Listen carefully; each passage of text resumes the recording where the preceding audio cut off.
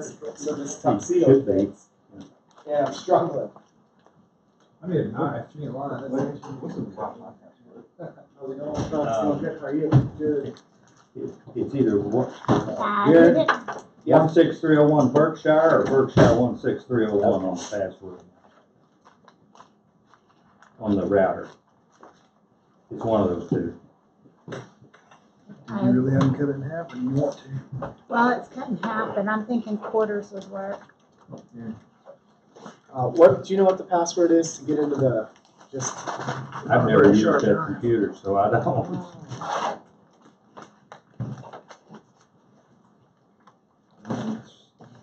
Let's see if we can see. There we go. You know why they did that? They made us $1 higher because they're like, yeah, everybody will get that because they're like, why not? An extra buck. No, it's too huge to even buy. Yeah, there's some kind of a bike race going on today down Council Road. So they had all the stoplights turned off, and it was down to one lane on both sides, and I live on Council. And so finally, after 2 lights, I decided to go over to Rockwell, and then Rockwell's closed down to one lane because of construction. I was about to lose my mind. You want to tell your And daughter they had all the stoplights off too. My dad. And then when it was almost my turn to go through one, but the girl across from me had to go straight first, and I'm like, just go. She's like, no, Someone no. else is about to jump into our spot. Just go. Anyway, I was about to lose my mind. And I had a guy on one of those 2-wheel on front motorcycle things, and it's down to one lane, and he's not using any turn signals. So he just kind of keeps like slowing down to a stop, like he's gonna turn, and then he would go again. Slow down almost to stop, and then go again. I finally just passed him. Right in town, I just passed. He was all mad, and I'm like, well, dude, the speed limit's 45, and you're going 10. Okay? There's a huge line of traffic. There's a bike race. God was mad. He's just out enjoying his ride. Yeah, he's just having a Sunday ride on his 3-wheeler, just enjoying life. Here you are going to pass him, and Work? Nobody's working on Saturday. he's like, "What? You ain't passing me." Oh, he was, his face, he was like throwing hands up and stuff. And I'm like, well, if you used the turn signal just one time, I probably wouldn't be as mad. That's a Google Chrome right there.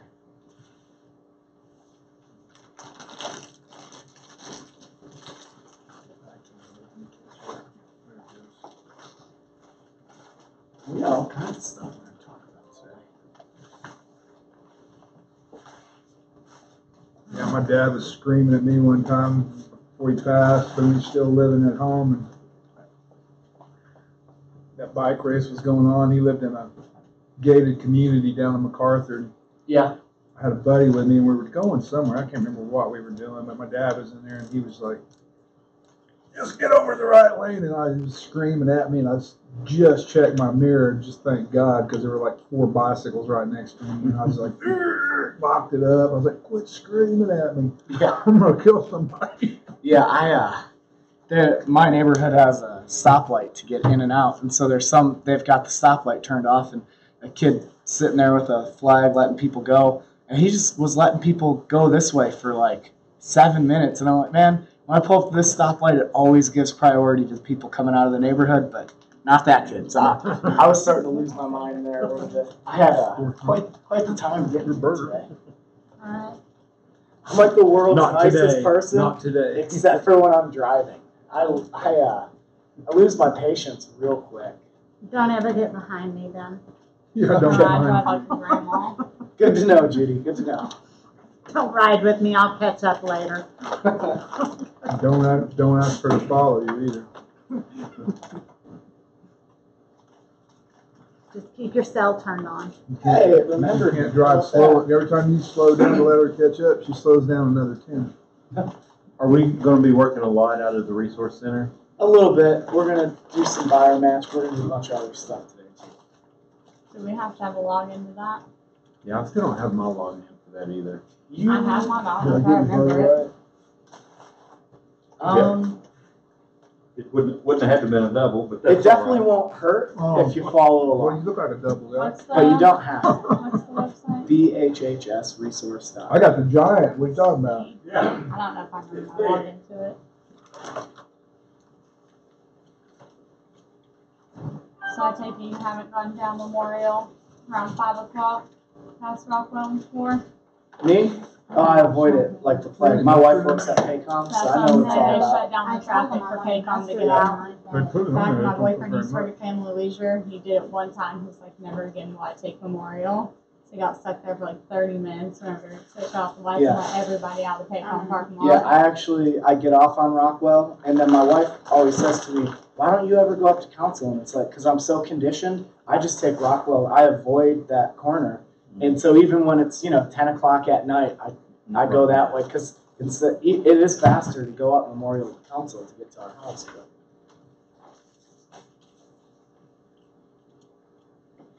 Uh-oh.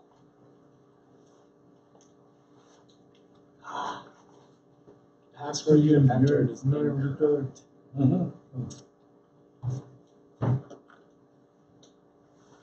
That's how I went to jail. Was Larry heard me. We've known each other or about each other for a long time.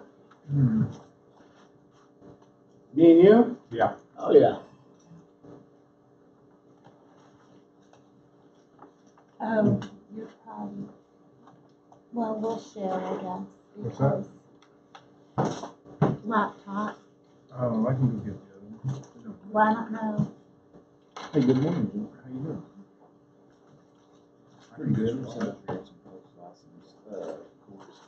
Yeah, I was wanting to see if. We're still waiting for a couple. Yeah, 12:20, 12:30. Y'all don't know what's going to happen. So I tried 3 different passwords, so now it's making me reset my password. And it's not going to let me use any of the passwords I tried because those are past passwords. It's the most annoying thing in the world. Yeah. I don't know if you've ever been through that before.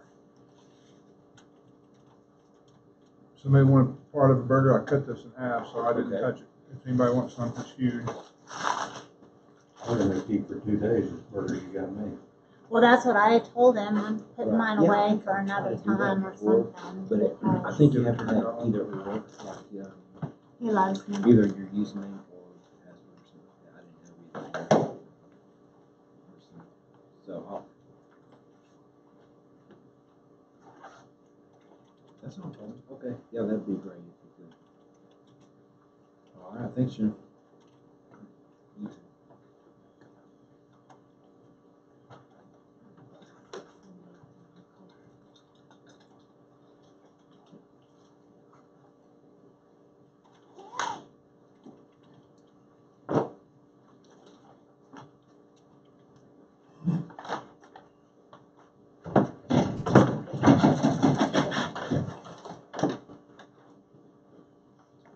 Texture offsets. Silver screens are nice for a movie. For sure. Yeah. We might have to turn off the lights.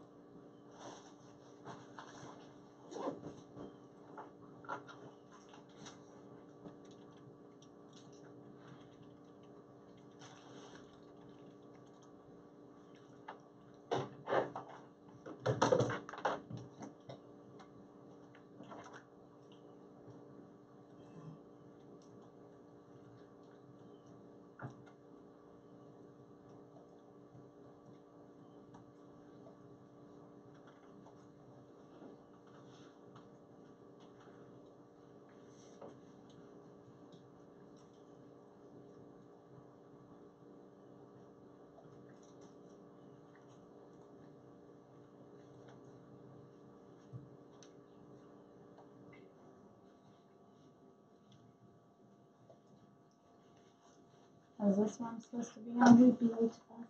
Yes. Nope. No. The one I went to, it only gave me an option Go to for the one like above password that. I don't know retrieval. what the password is to be honest. It's already The checked, it's original already one I was connected. on. So, go to Okay. It was that one, but it was on retrieval. type it up in there. VHHSresource.com. No space.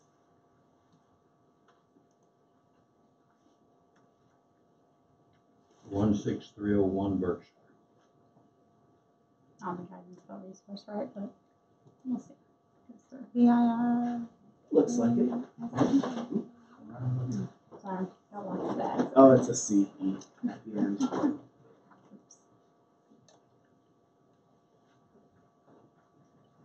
You got time. You got time to get it figured out. Do y'all know the Wi-Fi password? 16301 Berkshire. I'll write that up here.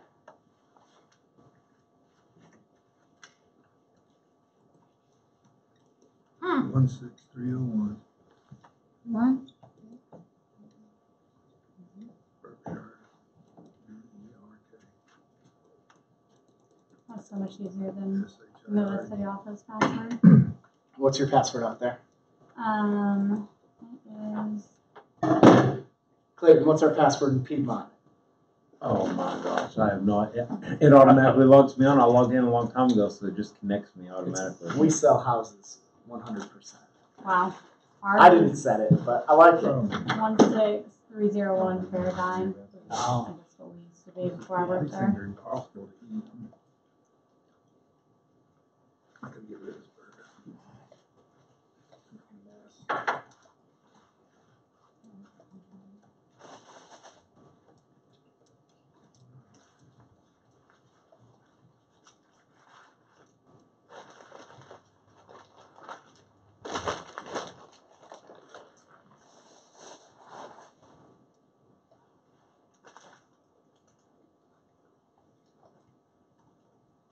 Is everyone that's in this one with us, Larry? Okay, that makes it a little easier. Yeah, I've got some Coldwell Banker Select people who are signed up for the next one. But Yeah, that's interesting, given that they've got that school over there. Are they not doing post licensing out of their school? yeah, they do it differently. They stretch it out for the whole year. Oh. I didn't like it when I taught at that school. Yeah. And people are not. Yeah, well, It's, they would have had to have adjusted it because the new license law is 6 months now, right? it will be up November 1st, so I mean, it's as good as. All right, so is that going to be everyone licensed after November 1st? But it had to be. Because there's going to be someone thinking they had 6 more months and November 1st is going to come by and they're going to be in a world of trouble. Well, all of them I'm getting from Select are coming from the Mustang office. Yeah. And That's really their only office. and it's That's the broker that's sending them to me. Keith? Is Yeah. Keith still broke? Yeah. Do you know if he's in Houston still getting treatments or is he back? I don't know. BHH. I don't know. Yeah, Keith is a good guy. well, because I'm in back agent. I just gave him a Oh, referral for a real I'm not estate in attorney the other day. Someone was needing about BA, it. no, Because I'm not in. I mean, I know he's more on the handling real He estate just gotta estates, reset it for me this evening. probates and I stuff, just need but to pass. someone had an issue and their client wanted an attorney and I said, that's who I would use. Those are never fun. And of course, it was a realtor out of another company calling me because I can't get a hold of the broker. Well, Keith's been telling his people to come over here because, they get the same material, because I wrote the post license class over there, but I don't use that class anymore. Well, I like it that, so, are you still doing the Monday, 5 Mondays one at all? If I win a battle with the commission, which I think is going to, it's not really a battle, it's a discussion, but we've got a new person in charge of education. She's, Mary? no, Mary's not in charge of it. Name's Kelly something. Anyway, I think she's gonna be great, but she's still getting her feet wet. Yeah. We're gonna, I made a mess. we've been doing it for a long time, so I know it's legal, but we're gonna start simulcasting some stuff.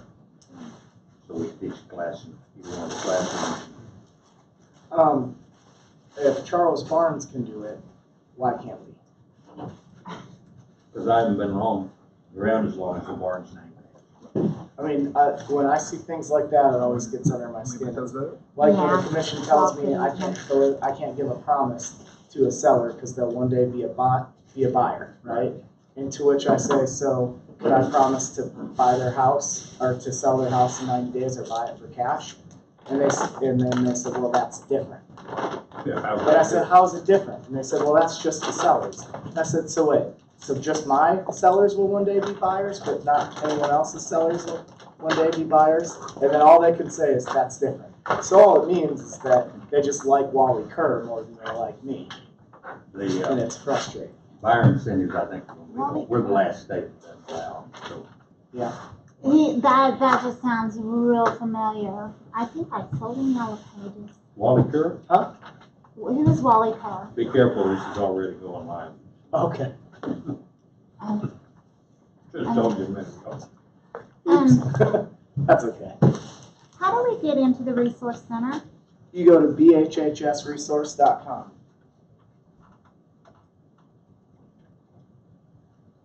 And you can work on that. We're going to talk a little bit about prospecting before we get into the mechanics of prospecting and lead generation. So. Don't forget to put that mic on. Oh, yeah. So we- I took my wallet out of my pocket so I can drop it in there. We're getting, it pick you up, but we get better quality of it. Resource.com? Mm-hmm.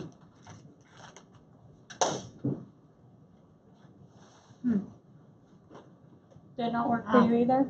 This makes me feel official, Larry. There you go. Maybe. What is it, BB? I have a handheld on if you got a feel. BHHS resource.com. I feel very BHHS. official enough with this. Yeah, Oh, Here. okay. I She couldn't just get had it it to typed work. in. She just had it typed in. It's BHHS resource.com. There you go. Let's see if I got a password. I don't know.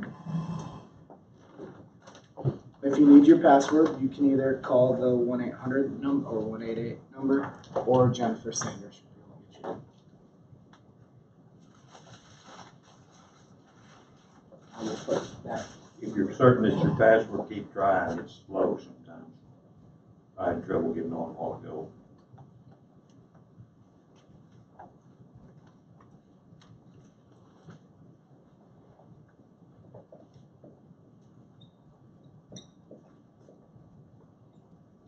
I don't know if this is for this one or not. I'm gonna try it.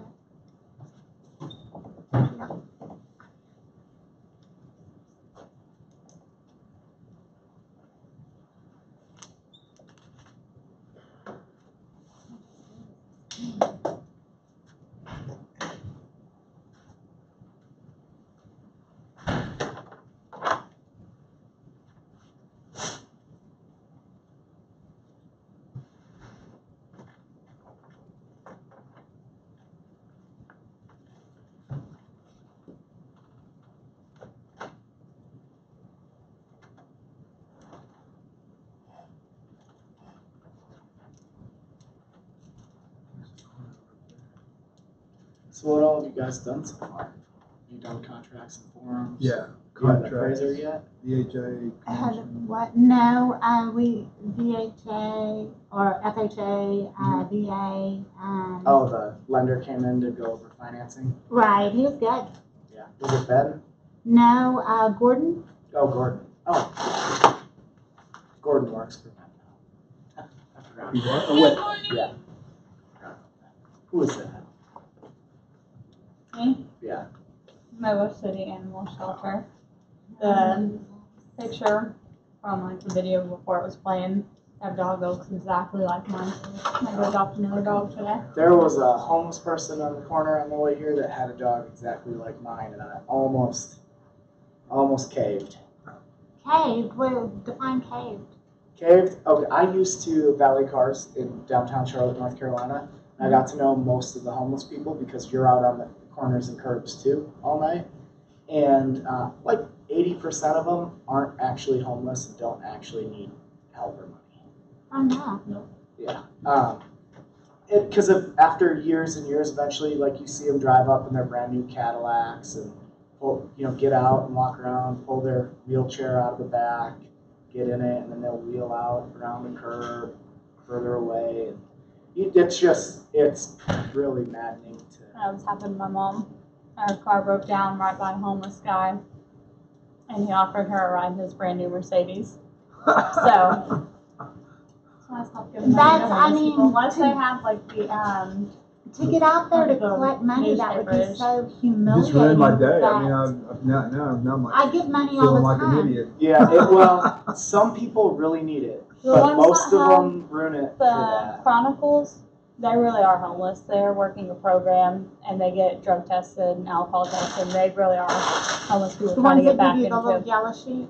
The ones No, that they sell got the the little Chronicles magazine. for like $2. Oh yeah. They buy them for $1 and sell them for $2. I've never Yeah, got I've seen that. They really are homeless. I've seen I some. usually just send money to the rescue mission, city rescue mission. Yeah. But if they would just understand, they don't need to send me mail every week. The Send me humiliation money. of begging on the street. I know you would think. Here's some people too, and I mean, unless I was starving and I like really Yeah. just was crawling on my, couldn't get up. I just don't think I'd do that. But maybe you never know. I almost think You gotta I'd put have yourself in the Yeah. other guy's shoes, I guess. I'm being live broadcast right now, so I have to be a little bit careful what I say. But a guy that I knew when I lived in Milwaukee moved down to Chicago to beg on this. He dropped out of college because he started doing drugs, and he moved down, took the train to Chicago and begged on the street every day, and he would clear like 8 to 10 grand, and he was just spending it on A month? cocaine. No, a day. A day? You do great. They do very well. In Oklahoma City, you have to have a permit to, Well, that's better than I'm doing. So, but I work pretty hard too. yeah, well, he would make 8 to 10 grand, then go on a bender, and then go back out and do it again. When I went to Toronto, I did a tour of the city, and we saw the Off-Broadway Lion King. They've got a gorgeous theater in Toronto. It's as nice as anything we have. And when we're going up, at the time I was 17, and so they make sure the young American kids understand, one, the change in your pocket are dollars in Canada. Loonies and toonies are $1 and $2. So one, it's not just like throwing quarters, you're throwing several dollars in a hat if you give them your loose change, because they ask for change. But then two, they said they won't look at you and they won't make eye contact, because usually you can tell by someone's face if they're actually homeless. So he said if they won't look at you, that's your number one thing. Your number two thing is look at their shoes. Most of them are wearing several $1,000 pair of shoes, because they make extremely good money begging outside theaters. So yeah, it's very lucrative. That's why people do it. So that's why I say I almost got suckered, because this lady had the same dog as me, and I'm like, I want the dog to be okay, but in the back of my head I'm going, I don't know, this could be someone who actually needs it, but there's about an 80% chance it's someone who doesn't need it and just doesn't want to go get a job. And there's a guy that lives like 2 blocks from my house, and I get suckered into giving him money all the time. Feel bad because I see him every time I get off the highway pass, and like, just feel bad for him. I don't still think he's give really people homeless. money, probably more often than I should, just because you can't help it sometimes. But yeah. Yeah, you just feel sorry for them. Jared, let's go ahead. Oh, you want to get started? When you're ready, Okay. just go for it. Okay. So I wanted to talk about a few different things for you guys today. I wanted to show you one. Larry asked me to teach on prospecting. Yeah. Go ahead and turn the lights on. Larry wanted me to teach on prospecting, and we've got several really good tools, and then a couple programs that I teach on how to generate business effectively. But before we kind of get into the tools, I think it's always important for everyone to understand kind of the psychology behind it a little bit, and why we're doing it, how you're doing it, what your best results are going to be. And then I've got 3 tools on the computer that we talk about, but also understanding that whereas this is a great tool for helping us to generate extra business, this is a face-to-face relationship business, so the things that we do person to person are always going to be a little bit more effective than anything you do online, right? So this is not the end all. You're not going to make millions of dollars using anything we talk about, but if you combine a lot of the things together, you can make pretty good money. When I first got a real estate coach, my very first coach was a Mike Ferry coach. Hey, Josh. My Mike Ferry coach, they make you sign a commitment saying you're going to do everything that they tell you to do. You're going to commit to do it. You're not going to make excuses, yada, yada, yada. And so I had just moved here. I'm not from Oklahoma City, so I didn't really know anybody. I only knew the people at my church. And I had told them up front, I do not want to use my church for business. I think that that's wrong. And I was told, if you're not willing to do that, you'll never make it. And so that was a lie. and I want you guys to hear that. The very system I learned a lot of great things from my Mike Ferry coach. One thing I learned is when you're showing houses, never show more than 3 houses at a time, because you are hurting someone's ability to make a decision. Now, there are circumstances. Everyone says, well, what about that person coming from out of town that only has 1 day? Show them multiple houses. Absolutely. Every time. If they live in California and they're here for 2 days and want to see 40 houses, show them 40 houses. I get it. But for everyone else, if you're showing more than 3, the houses start to run together, and you'll have the same problem. You'll go out there showing houses, and they'll say, I really like that, the one, I think it was the second, or maybe it was the 4th one we saw, and they'll tell you some features, and because I used to show multiple houses, and I'm sitting there going, I have no idea what you're talking about, because they've all run together. And then everyone's heard of FOMO before, right? Fear of missing out, FOMO. You create FOMO in your buyers by showing them more than 3 houses in a day, and by allowing them to just see many, many houses all together. Because, and how that works is, once they're presented with more options than they need to be presented with, they'll start to think, oh no, if I make an offer on this one, I might miss out on the one that comes on the market tomorrow. Or you show that if you're showing them 10 houses in a day, they love the first one, but they don't want to miss out on any of the other 9, because one of those might be better than that first one. By the time you see the 10th one, they don't even remember what the first one looks like, and it was perfect. So that's kind of how that works. There was an A/B test done that Pepsi did, and it was at a fair, and I can't remember which one, but they had 2 kiosks right across the room from each other, just like this, that went in and out of the main center where all the attractions were. And one of them had regular and diet, and then the other one had regular diet, cherry Pepsi, diet cherry Pepsi, vanilla Pepsi, diet vanilla Pepsi, caffeine-free vanilla Pepsi, caffeine-free diet cherry Pepsi. Like it had, I think they had 22 options at it, and the one that just had regular and diet outsold the one that had all the options by 4,000% was their final numbers. So when you present people with more options than they need, you petrify them from making a decision. So that's just a little tip for you when it comes to once you get out there and you're working with people. So what do you say to a buyer that's, say you're standing in that first house, they love it, you know that they love it, but they're persistent that they want to see those other 2 houses that you've got scheduled? Because I've had that happen, and we lose the house because we're now I'm showing them the second, third. Are you sure you want to risk losing this house to go see the other ones? That's what I would ask. You need to establish to them that there is a chance they could lose it.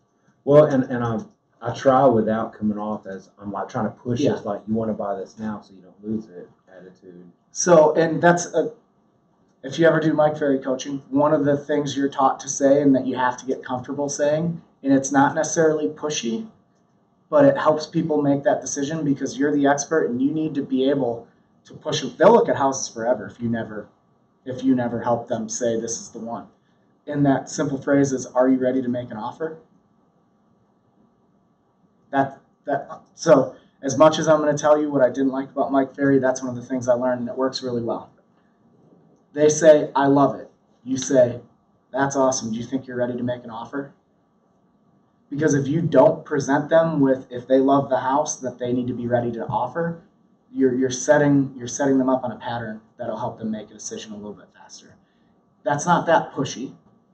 That's just simply asking, great, if you think this kitchen is exactly what you're looking for, do you think you're ready to make an offer? And that's what you're supposed to look for, and that's what the coach tells you too, is anytime they say something is perfect, they say this is exactly what we're looking for, they say it checks off all of our boxes, you immediately follow up any of that with, are you ready to make an offer? If you can get comfortable doing that, you'll show a whole lot less houses. And your customers will be happier, because the more houses they see, the more miserable they get with the process. The more they start to think you're not really showing them what they're looking for. The more that they think, gosh, this is taking forever. I don't think we'll ever find the right thing. And so you start to lose your ability to capture the customer. The thing that I really didn't like is about my Mike Ferry coach is their main way to get business was, one, I was supposed to be doing an open house every Sunday. We're going to talk about open houses. On the open house, we did 5, 10, 5. which is you knock on the 5 doors to the left, the 5 doors to the right, and the 10 doors across the street, every open house. I hate knocking doors because I hate it when someone knocks on my door, right? And everything I kind of run the filter through of would I like it if someone did that to me? And if I don't do it. That's my personal choice. Knocking doors is effective, but you will get burned out. And then the other way to get business was to put everyone you know on a list, and then you start making phone calls. And one of the first things we're taught to teach you is get everyone you know on a list. But I'm never going to tell you to do this. And I had to make 20 phone calls a day, and I signed the commitment I was going to do this. And those phone calls went, "Hi, Brad, this is Jared. Do you mind if I take a minute? This is a business call." "Great. Brad, are you looking to buy, sell, or invest in real estate in the next 30, 60, or 90 days?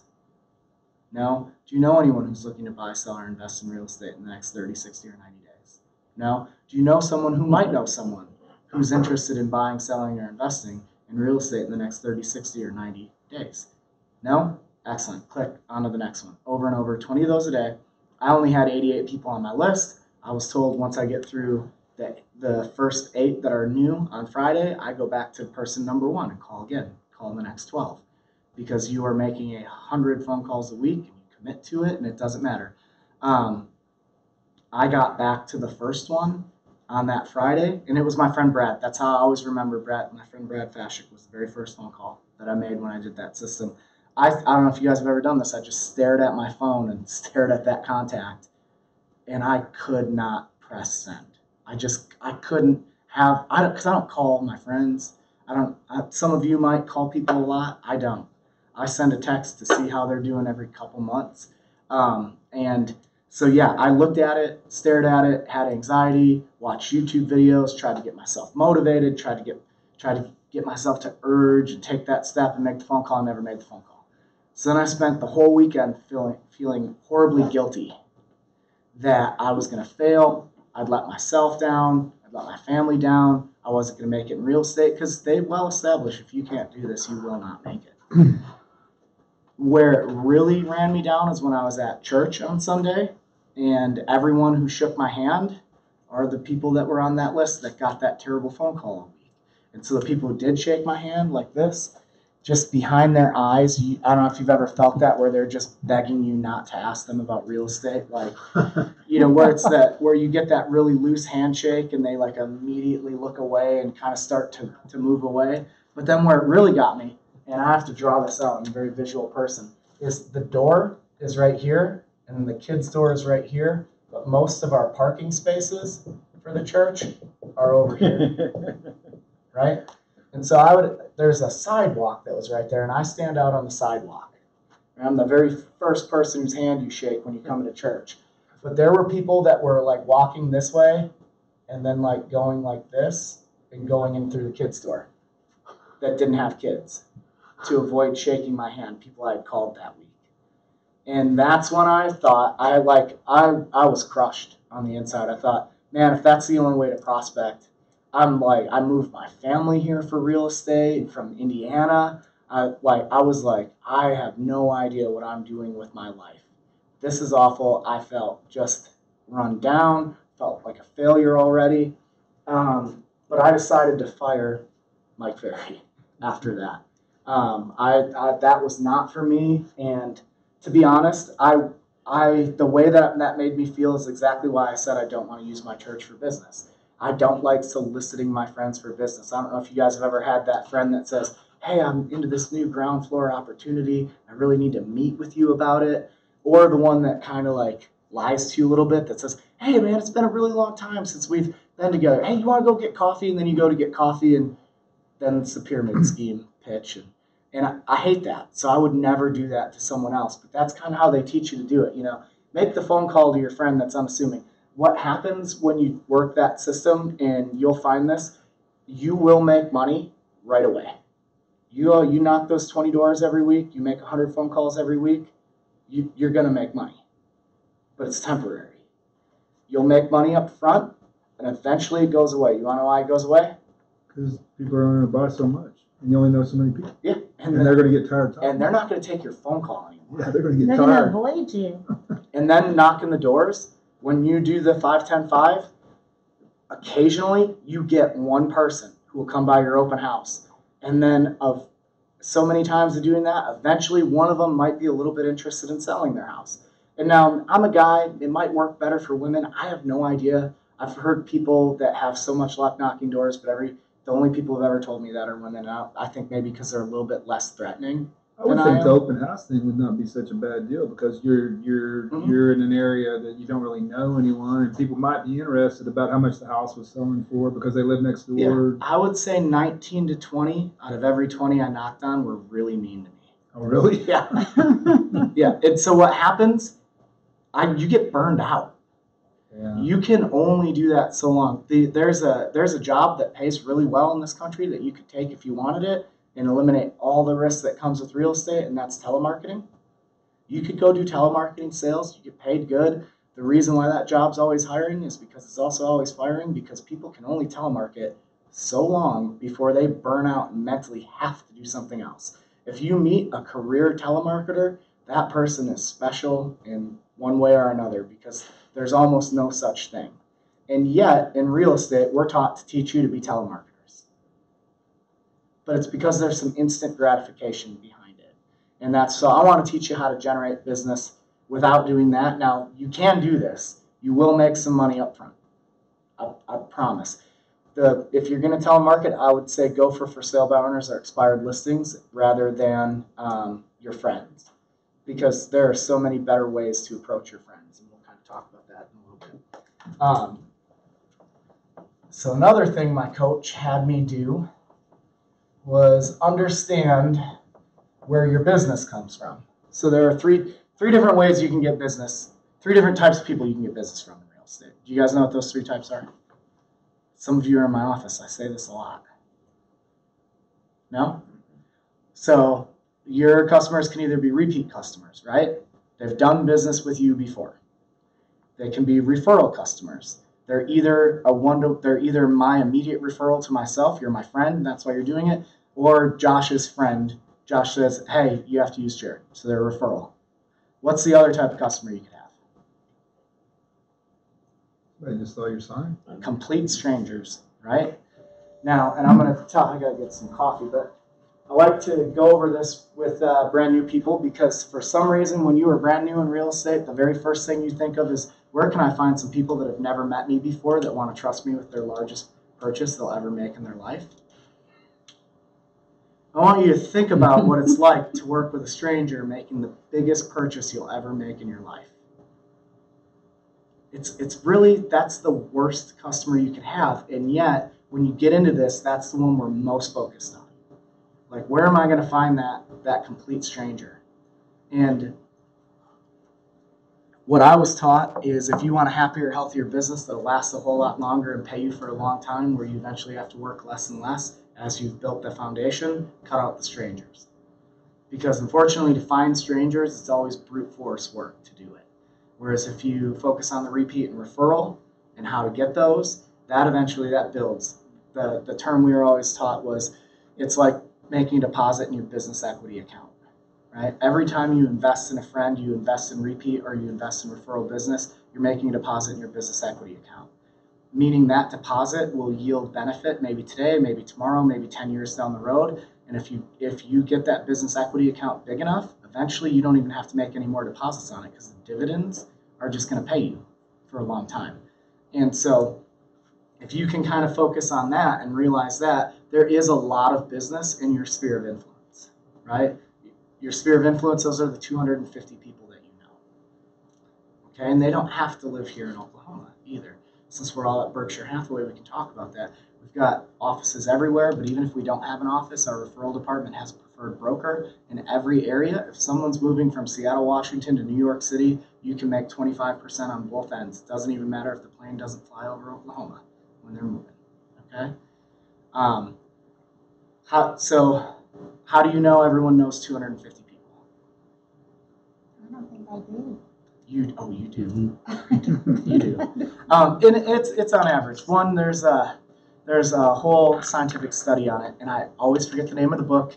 It's just the psychologist's name who wrote it, and it's his numbers, and I cannot remember his name right now. But that book's all about the 250. right? That's the max amount of actual relationships we can have. But then the world's greatest salesman also discovered this by accident. Do you know Guinness Book of World Records, greatest salesman ever? Larry, do you know who that is? You sold cars. Gerard, There, you got it. Joe Girard. Joe Gerard. Joe Girard, greatest salesman to ever walk the planet. And Fell he, on my lap, stone cold drunk off the stage one day. yeah, I don't doubt that. He sold cars in Omaha, Nebraska. Not even like the biggest market in the world. And what he was, in the beginning of his career, he was not the greatest car salesman. He sold over 13,000 used cars though in his career, which is an insane amount when you think about it. That's multiple a day, every day. But he had 2 events happen to him where he discovered the same thing I'm telling you. So hopefully you can take the shortcut because you're going to know it. He went to one of his good friend's funerals. And ironically, he showed up late because he's always trying to sell the last car off the lot, right? He's always trying to get that last sale. Showed up late to the funeral. He was the 250th signature in the guest book. And that just stuck out to him because that's a pretty, like, round number, right? It just 250. Oh, that's odd. So he went and talked to the funeral director and he said, how many people usually come to these things? Funeral director said about 250. And he thought, that's odd.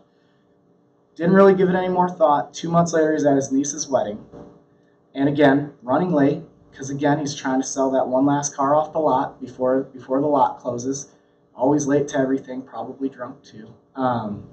And he showed up and he was the 498th person to sign the guest book at the wedding. And he thought, gosh, I didn't think that many people came to weddings. So he went and talked to the wedding planner and he asked her, how many people usually come to these things? And she said, about 500. And he had what you call a bolt from the blue aha moment where he thought, gosh, there's a bride and a groom. So that's 250. There's 250 people on average come to a funeral. And that's when he realized everybody has about 250 people who care enough about him to either show up at their wedding or show up at their funeral. And if someone cares about you enough to show up at your wedding or show up at your funeral, they'll probably buy a house from you too. And what he decided is that they should probably buy a car from him. So he started focusing on the fact that, one, not only did he know 250 people and that he needed to be able to sell them cars, but all of the 250 people he knew had 250 people that cared about him enough to show up at their wedding or show up at their funeral. So he decided to start mining that. And what Joe Girard did, simplest thing in the world, I've already told probably every one of you to do this, and you've all probably not actually done it yet. He sent handwritten cards to every single person he knew every single month. Everyone he ever sold a car to got a handwritten card every single month. Everyone he ever met got a handwritten card every single month. At one point, he was sending out 13,000 handwritten cards a month. It got to where he couldn't write them anymore, but he realized those people didn't know what his handwriting was, so he's hiring 16-year-old girls that were part of his sister's kids and grandkids and nieces. He had all these girls with nice handwriting, and all his cards said was, hey, it's Joe, been a while, miss you. And then they had a rubber stamp that had the car lot he was on, because he wasn't always at the same car lot. I don't know if you knew this about car salesmen, but they get poached and hired, and sometimes the car salesman's more famous than the car dealership or the type of car that they're selling. There's a guy when I lived in Charlotte called the Rain Man. He was everywhere. He was selling Dodges one weekend and Chevys the next. It was kind of funny. But he was more famous than any one lot that he worked on. So he actually had a big fee. Joe Girard's the same way. As simple as that. That is all he did. That is, like, he will tell you, if you could break down any one secret. Well, his other thing is he said he never wasted time, right? So when all the sales guys would go get lunch together, he wouldn't go get lunch with the sales guys. He'd go get lunch with the guy who worked at the bank or the guy who worked any other place but the car lot, right? Because he said, I think I'm the most competitive person on the planet, but he'll say I'm the most competitive person on the planet. I'm not going to go get lunch with my competition. He goes, I love the other sales guys, but I wanted to beat them every day. Every day I showed up, I wanted to be the top guy. So if they're all getting lunch with each other, what's their chance of getting business? 0. But if I'm getting lunch with the guy who works at the mechanic shop across the way, what's my chance of selling the car? It's at least better than 0, right? So how you spend your time is really important. But handwritten cards, if you guys are not sending handwritten cards to the people that you know, you're missing out on a whole lot of business. One of your best referral sources you should have is your immediate family, your spouse, your mom, your dad, your brother, your sister, your kids, whoever you have that's that immediate family. Those are your top referral partners. Yes. What should you say in the handwritten card? In your handwritten, that's up to you. It depends on who you're writing it to. His were, it's Joe. It's been a while. Call me. Rubber stamp. So the one that I saw, it just says, I like you, Joe Girard. Rubber stamp at the dealership. Just, I like you. I mean, it's not like he was writing a novel on each one, just one sentence cards. I've learned with handwritten cards, I've done a seminar before, you should try and avoid using the words I, me, or my to make it about the person that you're writing the card to. And then you should use blue ink as well. Why blue ink? It's more trusting, it's more genuine. And then you should also always, when you write, you should never be super neat.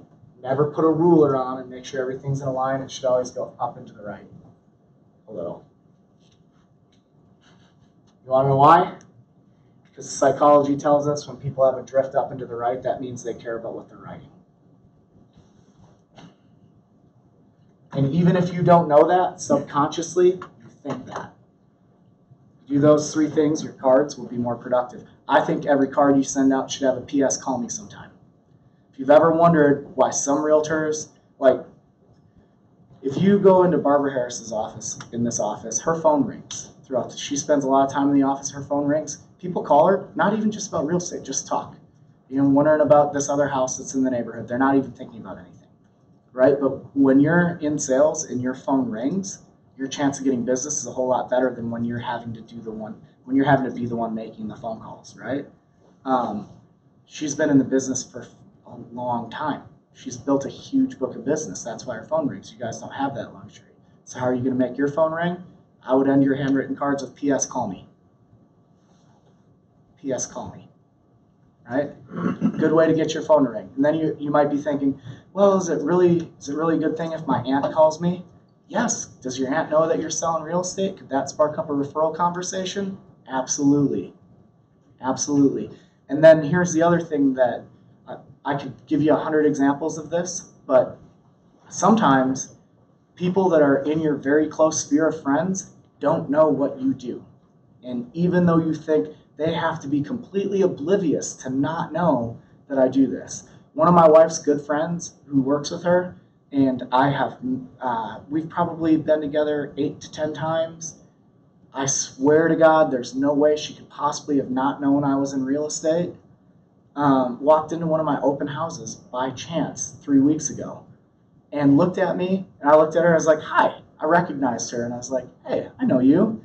And then she looked at me again, and she goes, you're Ned's husband, right? And I said, yeah, it's good to see you. It's good to see you again. And then she looked at me again, she said, I had no idea you were in real estate. Easiest customer I ever picked up at an open house. Now, how did I pick it up? I gave myself the opportunity to get business. That's why you should always hold an open house. Because even if you run into people you know, they might not know that you sell real estate, right? Hopefully the handwritten cards help you. When we talk about why people refer, the very first thing I was taught is the way you get referrals is you ask for them, right? And then I learned that's not necessarily true. There are 3 different ways that people go about thinking when they get a referral.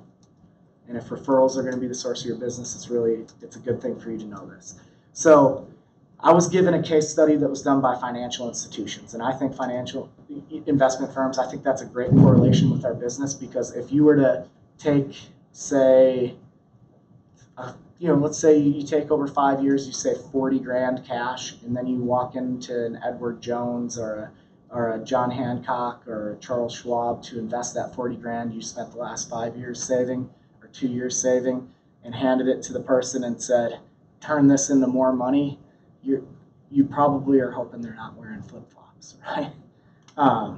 So 1, that's some psychology you need to understand, but 2, when you look at that, like how much value they're going to put on that 40 grand they've spent all that time saving, how protective they're going to be of it, and then you realize, well, that's a very tiny sale for us. Like 40 grand would be the second smallest house I've ever sold, right? So when you put that into perspective and realize just the significance of the financial weight that carries when we help someone buy or sell a house, you realize that that's actually a really good correlation to what we do. In that study, they wanted to figure out why people refer to financial advisor. You know, someone that people have the ultimate trust for because they're handing them their 40 grand cash, right? So the very first thing they did is they wanted to take customer service out of the equation. And do you want to know why they want to take customer service out of the equation? Can I give you a good example of why customer service is not going to be what gets you business? I know you might be thinking this weird. How many of you are going to give really bad customer service? Raise your hand really high. How many of you, like that's your business plan, you're out there, you're giving bad customer service? Okay, so none. So nobody's giving bad customer service. So is giving good customer service what's going to get you business? If everyone is doing it, and you know, we're in real estate, right? If we packed it full of lenders, if we got the guy who owned 10 Taco Bells and the person who owns the store at the mall and put them in here and said, how many of you are giving terrible customer service? Still none of them are raising their hand because it's no one's business model to give bad customer service. So that is not your differentiator, and that's not what's going to get you referrals. So the very first thing they did is they made sure that of the customers polled, they all rated their financial advisor a perfect 10 out of 10. They couldn't have been any better. Then they asked how many of you referred that perfect 10 out of 10 financial advisor. And then that cut the number from 40,000 people to 10, just like that. So just so you know, even when you do perfect 10 out of 10, only 25% of people are still going to refer you. It's not quite the 80-20 rule, but pretty close. Most things fall into the 80-20 rule. Now we've got people who rated their financial advisor 10 out of 10, and they referred them. So then they asked that 10,000 people, why did you refer your financial advisor? And it broke down into 3 different sections. The biggest section was 54% of people referred their financial advisor. Does anybody have a guess of why they referred their financial advisor? Made money. Made money. Knew of them? New, yeah. Needed them. Well, the answer that it came down to was because a friend or a family member shared a financial challenge with them. And so that's why they decided to refer their financial advisor. Okay?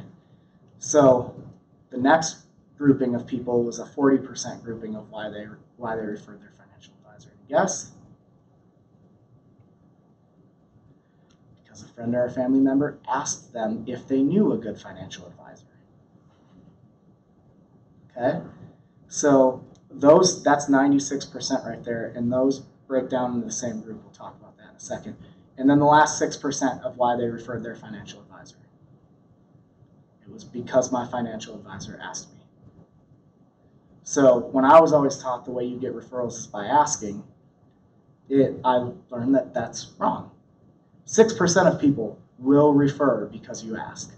So don't not ask, right? But the other 2 groupings, you want to kind of know what that breaks down into? This is going to help you a ton if you can really get it. People don't refer you to help you. 6% of people refer you to help you. That's the because I asked. 6% of people want to help you. But the other 94% of people are referring to help their friends, not to help you. They will refer you as a realtor, not to help you make money. So that's why the stupid post you see on Facebook all the time of, my goal was to help 75 families move. And so far I've only helped 68, and there's 2 months left in the year. If I can help you to help reach my goal, please let me know. I see that all the time. I won't tell you who that's taught by, and it's always a lie. I always look them up, and they're at 31 sales. I don't know why they don't say 35, and they're at 31. They are so compelled to lie. I don't get it. But don't do that. That only works with 6% of people.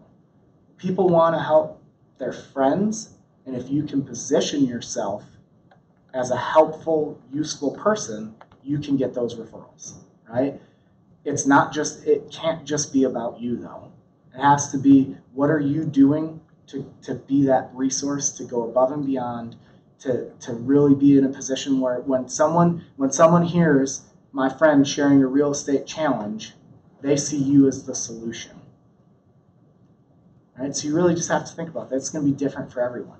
But if you can get in that mindset, you will get a whole lot more business. So now we've kind of got how to get referrals a little bit. How are you going to find people to do that? I was given a few different things to do, right? First, it was called Core 16. That was just my coach's term. That the 16 people in my life who I know, love, and trust, and who have some kind of influence. And I actually had to write them down. I wasn't told I can just think about them, right? Write down 16 people's names. It can be a fluid list. It can change. Some people on there are going to disappoint you. Some people on there are never going to refer you or help you get business. But some of them will, and if someone never helps you, the person who was number one on my list should have been my biggest advocate, has never once given me a referral in 7 years in real estate, and is no longer in my Core 16. That happens. People will disappoint you. But you need to put them on a list, and you need to invest into those people. Invest into them every day. Be a better friend to them than they can be to you. You need to, of your 16 people, every 3 months, I was required to get lunch or coffee with every single one of those 16 people. Every 3 months. If I had 1 day left in that quarter, and I had 5 people I hadn't had lunch or coffee with, I needed to try and fit all 5 in that day. That was the rule. That was the rule my coach had. You need to be around people and talk to people. And when you're doing those coffees or those lunches, or you're hanging out, or you're helping them move, or whatever it is you're doing to be around that person, you never will have to ask them who they know who's looking to buy, sell, or invest in real estate in the next 30, 60, or 90 days. Because when you're pouring into somebody, they won't help but do that. When you're asking somebody, what can I do to help you today? You don't ever have to ask them for business. When you can be that person, that resource, that's how you position yourself to receive those referrals. That's why it has to be people you know, love, and trust, and that's why it's good to go after people who have a little bit of influence in whatever it is that they do. The next thing I was compelled to do by my coach is I had to put together a list of people I knew who either owned businesses or were paid 1099 income. And why is it paid 1099 income important? Because usually most people who are 1099 have to get their own business. That's why they're 1099. They're not an employee. They're sink or swim. They've got a list, they've got influence, they've got contacts. I'm supposed to put together a list of those people, and then I was doing the same. I needed to meet with them on a regular basis. We called it an ENG, an entrepreneur networking group. Don't join an entrepreneur networking group. That's not what I'm saying. Don't join a BNI. Those things are a load of junk, in my opinion. You are just going to find people you know who own businesses or who are 1099. Someone who's a 1099, a loan officer. They may not own AMC Mortgage, but they have to go out there and get their own business. That's why that's important. Loan officer, perfect person. Mine started, it was me and 2 other people. It was a wood floor refinisher and a wedding photographer. If you know someone who does either of these 2 things, you've got great referral partners, just so you know. One of my best ones right now is a roofer. If you know someone who's a roofer, it's a great referral partner. And I'll go over why. I had to think about it. But with the wedding photographer and the wood floor refinisher, we went and we had a beer and played Golden Tee Golf at the garage. That was my ENG. You don't have to have a program. You don't have to figure out how you're going to save the world together. You just need to go invest in people's lives. Ask them, hey, you're doing this. I run into a ton of people in what I do. Who's your ideal customer? What does that look like? Who can I be putting in front of you to help your business? And when you do that to people often enough, guess what you never have to do? You never have to ask them for business. If you're spending your time helping other people build their business, you never have to ask, which takes all the awkward out of it, which takes your friends, when everything you're doing is helping them in their lives and their business, want to take your phone calls. They want to take your text messages rather than spending your time begging for business. So that was all we did. And what I realized after meeting for a while is the guy who refinished wood floors, someone who wants their wood floors refinished, why are they doing that? Probably getting it ready to sell. I learned this because I've got all wood floors on my bottom floor. And it just hit me one day. He was over for my family game night. He was also in my Core 16. We'll talk about that in a minute.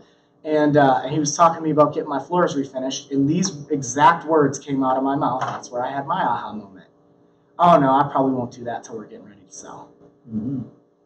And I was like, bam, I need to put myself in front of people who own businesses where people are doing those things when they're getting ready to sell, right? So when do people get their fences fixed?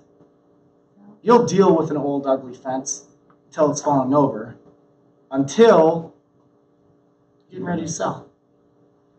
Or you can be like me. I got my roof redone 2 years ago because I thought I might be selling my house. I didn't. But that's when it hit me, when the adjuster said this to me.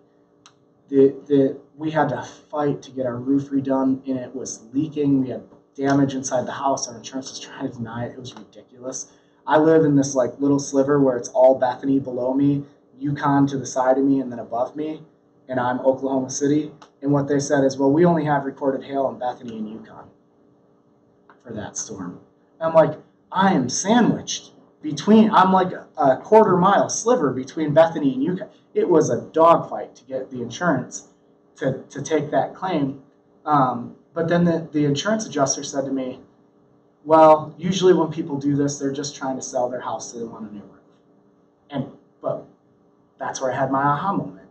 The hailstorm hit 2 years ago, and we actually were considering maybe selling our house. But it was also, the water damage was getting really bad on the ceiling, and I just scraped all the popcorn and refinished the ceiling, and then all of a sudden you start seeing these brown spots come up. And the first time I'm like, oh, it must have been the bathtub, so I lacquered everything, repainted it. No, we had a roof leak. But people don't get their roof done right after the hailstorm. Some people do. But a lot of people, they go, well, we've got some time, we've got a couple years. They wait until they're thinking about maybe selling, and they go, okay, let's see if that hailstorm, and then they'll get their roof replaced. So they've got a nice brand new roof of the same year that they're selling their house. Great referral partner. These are people you need to be figuring out, how can I help you in your business? And you need to be reaching out, you need to be finding, if you don't know a roofer, here's a great way to find like 495 in about 2 seconds. Post on Facebook, I need a great roofer. You will have so many, you've got so many new friends you've never met before, like instantly. And same thing with any business. You know, another great referral partner is someone who does hair. And they have people sit in their chair for men's hair goes a lot quicker, but even it doesn't matter who their clientele is. They've got people sitting in their chair, and what happens when you get a haircut? They don't sit there silent the whole time. You start talking. How's it going? What are you doing this weekend? I said, what do you do? It like every time. The same girl who cuts my hair asks me what I do every time. I don't know if she just doesn't remember or what. I guess I'm not that impressive that she's remembered yet, or I don't tip well enough or something. But yeah, happens every time. That's a great person to have in your referral group. That's just someone you're going to meet regularly. And then bring a lender with you because, by the way, they would love to be a part of your group because they want that business too. And they'll help you pay for it too if you want to have, buy a couple appetizers or, for the table or something like that. Super easy. Lenders should be one of your top referral partners. You just had a lender come in and talk to you. Every lender hates it when I say this, and they only hate it because they know it's true. So, do lenders know 250 people that care about them enough to come to their wedding or their funeral? Of course. Will those people probably reach out to them when they're thinking about buying or selling a house? More than likely. And we're going to talk about the psychology of why in just a minute.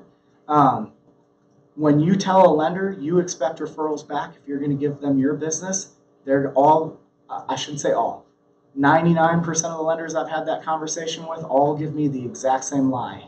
Do you want to know what that lie is? I don't have any. I don't ever really see a file until someone's already basically bought a house. And I couldn't try and get that real, I'd lose my other realtors if I tried to introduce them to you at that point. They all want to lie like they've never met a single person in their entire life until they have a loan app on their desk, right? And so then all you simply have to do is, well, who did you use when you bought your house, right? Or was there already a loan app before you ever met yourself, right? What about your mom, your sister, your brother, your aunt, your cousin, your best friend from high school, best friend from college, second best friend from high school, the person you go to the gym with every day, the person you run around the lake with, the person you go to dinner with, your wife's best friend. Who did those people use? And you'll see them, they get really nervous. They get super, super nervous because they do know. And the good ones, the ones you want to work with, they'll eventually break down and they'll admit, well, you want to know what? It actually kind of happens more than we'd like to admit. They're giving that business to someone. If you're going to give them all of your business, you should expect some back. It's not outrageous. And the reason why they're a great referral partner is because my mother, I love my mother. My mother would do anything to give me a real estate referral. Like, she tried to give me one in Birmingham, Alabama on a $10 million ranch, and I was like, awesome, Mom. She's like, I'm so disappointed. They had already signed with someone else. I tried so hard. And I'm like, it's okay, Mom. It's okay. I appreciate you wanting to be out there getting me a referral. Here's the problem. Here's why your mom's not the greatest referral source, though. Not because she doesn't want to. And, you know, or your kid or your sister or your brother, that person who's your biggest advocate. Not many of them work in a career where people are going to ask them, hey, you work with a lot of realtors. Do you know someone who's really good at selling in this area or who's really good at helping buy over there? That doesn't happen to my mom. Probably doesn't happen to your mom either. You want to know who that does happen to? People who are in the mortgage lending side. Why? Because people know they work with realtors, but they're also not the salesman. And so part of the psychology that I said we were going to talk about is, you know, why these behaviors happen. Do you guys know why we hate salesmen? Because they call you and knock on your door. We've been conditioned. Our entire lives, we've been conditioned to hate salesmen. Because here's what happens, and you've probably heard me say this before. Larry, you're at the mall, you walk into Dillard's, what's one of the very first thing that happens when you walk in? Can I help you? Can I help you? And then what comes out of your mouth without even thinking, it's just an automatic neural reaction. You couldn't stop it if you tried. Just look. Just looking. Even if you didn't want to say it. Even when I've wanted the salesperson, I go, oh no, I'm just, wait, no. So, because it comes out, you can't even stop it from coming out of your mouth. And do you want to know why? Because when you were a little kid and you went to the store with your mom or your dad, and the salesperson, the second you walked in, the salesperson said, can I help you? The first thing out of their mouth was, no, we're just looking. Just looking to buy some socks, and it'd probably go a whole lot faster if you pointed me in the right direction. Wouldn't cost me any more, but just looking. We hate salespeople. We do. We've been conditioned to hate them since we were a little kid. For generations, when your mom's mom walked into the store, walked out of the car lot, the salesperson said, can I help you find anything? Their mom said, no, we're just looking. It's built into us. We're wired to hate salespeople. And, well, now that you're in real estate, you are a salesperson. If you didn't realize that, raise your hand high if you're in sales. That's you guys. Okay, so now that you know that people hate salespeople, we've got that established. Now here's the real kicker. NAR does a survey of home buyers and home sellers every year, and they ask all kinds of questions. One of the questions that they ask is, do you know a realtor? And believe it or not, every single person who bought and sold a house knew a realtor. Then here's the crazy thing. How many realtors did you know? In the last one, the average home buyer and home seller knows 6 realtors. Let that sink in. Now, some people didn't know a realtor, and some people know 20 realtors, right? But the average home buyer and home seller knows 6 realtors. And yet, they didn't use all 6, obviously, right? They could only use 1, maybe 2. If they had 2 sides, I guess they could have done it that way. So the average person knows 6 realtors, and they hate salespeople. You want to know how they usually pick? Is they go off a referral from someone else because they don't want to hurt anyone's feelings by picking themselves. So you want to know who, if they happen to know a mortgage broker, who is a really easy person to go to for them and say, hey, we know a couple of realtors. We really don't want to pick and hurt anyone's feelings, but I know you work with a lot of great realtors. Do you know someone, is there someone you know that does good work in our area? Because they always also want a specialist. That's who gets that question. People who work at title offices also get that question. Because you know what your friends do for a living, by the way, right? Like, my friends know what I do, your friends know what you do. And when you work in title insurance, most people have no idea what title insurance is. So when you work in title insurance and you're describing to someone what you do, it's like this big mystery, and you kind of just go, it's a part of real estate. I work with a bunch of realtors and homeowners, and when they buy a house, I work in the back office, we put together files. So people know that you work in real estate, but they also know that you're not the salesperson. Very unthreatening, very easy person to ask if they know a good realtor. These are people who, if you're going to give them all of your business, you should expect some back, or if you already know them, that is a great person to start to get that relationship with. Insurance agents. Why are insurance agents and realtors such great business partners? They go out and see a lot of houses. Yep. Well, Knock and on you're calling doors, around too. getting quotes and. Their best bread and butter are homeowners insurance policies, because it's a 12-month commitment and that money comes in, right? Car insurance policies are also good for them, but not nearly as lucrative as homeowners insurance policies. Now, they also have a book of business of people with car insurance that are going to maybe ask them the question, what happens if we buy a house? Are we able to bundle? Huge referral opportunity for you, right? Then on the other side, if you're paying homeowners insurance every month and you're thinking about selling your house, do you think you might call your insurance agent and ask what happens with that money that you've already put in your escrow if you sell your house right now? My wife would. Huge referral opportunity.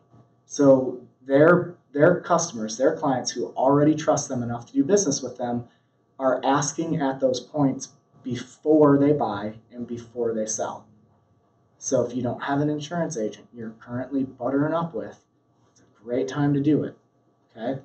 And then the other thing you can do with both lenders and insurance people and title people is have 3, right? Why not triple your referral currency? So if you have 3, when I referred all my business to one lender, my lender captured about 40% of it. They don't always win it, right? The rates are different. People already know a lender. Since I've started referring my business to 3 lenders, between the 3 of them, they're capturing about 70%. So it's not really that much of a difference individually for them. It's still up to them whether they get the business. So now, if a lender gives you a referral, excellent, you've got that back. You give them a referral. But if they give you a referral and you don't capture it, is that your fault or their fault? So if I say, hey, Josh, my friend from church is looking to buy a house. I gave them your information. They're going to be reaching out. You call them, and maybe you show them a couple houses. They don't buy from you. They end up using someone else or using a builder or whatever. Is that your fault or my fault? I didn't do enough. It's probably your fault. Just call it what it is. If we don't capture the business, I chalk that up as my fault, not that person gave me a terrible referral. No one would ever say that. On the lending side, you give them 3 lenders, and one of them captures them, 2 of them doesn't, or don't capture it. Is it your fault the other 2 didn't capture it, or is it their fault they didn't capture it? Yeah, it's theirs. If you're giving all 3 of them the chance, if they were the last one to call, that's why they didn't get it. That's on them, and they'll know it. They'll admit it, but you still gave them a referral, therefore you still have one coming back. Same with insurance. If you give someone 10 quotes and they capture 4 of them, they still kind of owe you 10 back, even though they only captured 4. So if you have 10 customers, you give it to 3 insurance people for quotes, you've given out 30 quotes, not 10. Therefore, reasonably, you can expect your business, those are deposits in your business equity account. Now it's up to 30 instead of 10. Okay? So anyway, that's how you can go about that. If you do those little things, you will get more referrals. Now I want to talk about some of the tools that we have. All right? Am I making you fall asleep? Should we take a break really quick? What do you think, Larry? You stand up and sit down. At least. Sitting in here in the dark, you might need a break. Yeah, let's just stand up for a minute and turn on the lights for a minute too. It gets tough when it's dark in here and it's Saturday afternoon and you guys would rather be doing anything else. I don't know, sitting too long, I get sore. Sorry, I went a long time just on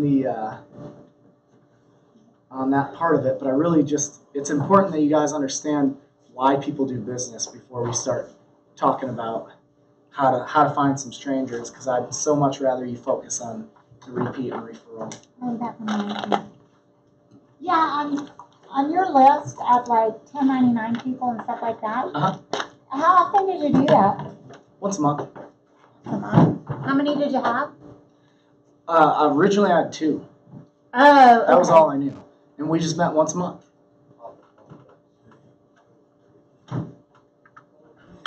Oh, by the way, the wedding photographer, what do people do oftentimes after they get married? Buy a house. Buy a house. A house. I don't know. Almost I'll ever do always. another. He ended up becoming a real estate photographer, though. So, I'm not Yeah. gonna say I know how to do that, but I think I actually asked you that question. oh yeah, and I said, hey, I have a photography By the business. way- Can I? if a lender wants your business and they are married to a realtor or related to a realtor, do not work with them. Huh. Because where is every one of their actual Right back in their legitimate pockets. referrals going to go? Yeah, like if they're married to a realtor, the referral's not even technically going to their. I mean, that's their business. Yeah. It's like they're not going to give you their. I mean, no offense, but like that's like the dumbest thing you could do is give someone who's married to a realtor business. I'm going to give my business to someone who's going to give me business back every time. I need to speak with some owners because I'm only working with one right now. Hey, if you've got one and they're knocking it out of the park, giving you a ton of business, you got that loyalty, you don't have to do 3. To have. Well, but like he sent me one to my Mhm. 4 that I've sent him, so it's kind of. And I was just sitting here thinking while you're talking about that. well, if you had sent all 4 to Sometimes 3, you'd probably have at least 3 back instead of 1 back. I like that one now. Mhm. Was that her name? Yeah, Linnell's one of my lenders. Now, I'm just going to warn you. Everyone always asks, well, who are your lenders that you use?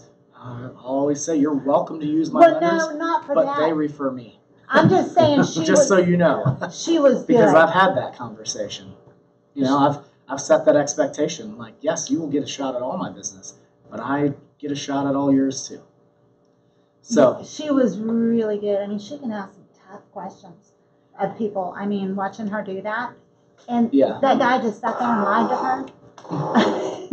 Because after I saw his stuff, I was like, So, and even when it comes to that too, when people go, well, but what if the lender's already got a realtor? I like finding lenders that are pretty new to the business. If they're a reputable company and they're new to the business, how do you I find got them? the I found Linnell teach her one first day. week in the business. Oh, really? Yeah. Try it What do you- tomorrow. And with her from the start. If you build them up, then you have that loyalty right there. I mean, is there somewhere you can go to find that? Maybe like, someone entering the Cold call business. lenders? Yeah, it's like you could. Here's the best way to find me. Post on Facebook. I need a good mortgage lender, preferably somebody who's only been in the business 2 to 3 years, or whatever. Just getting started. Yeah, just getting started. Yeah, I want to help someone out. You will have a ton, like that. You'll have referrals. Facebook's so powerful for that.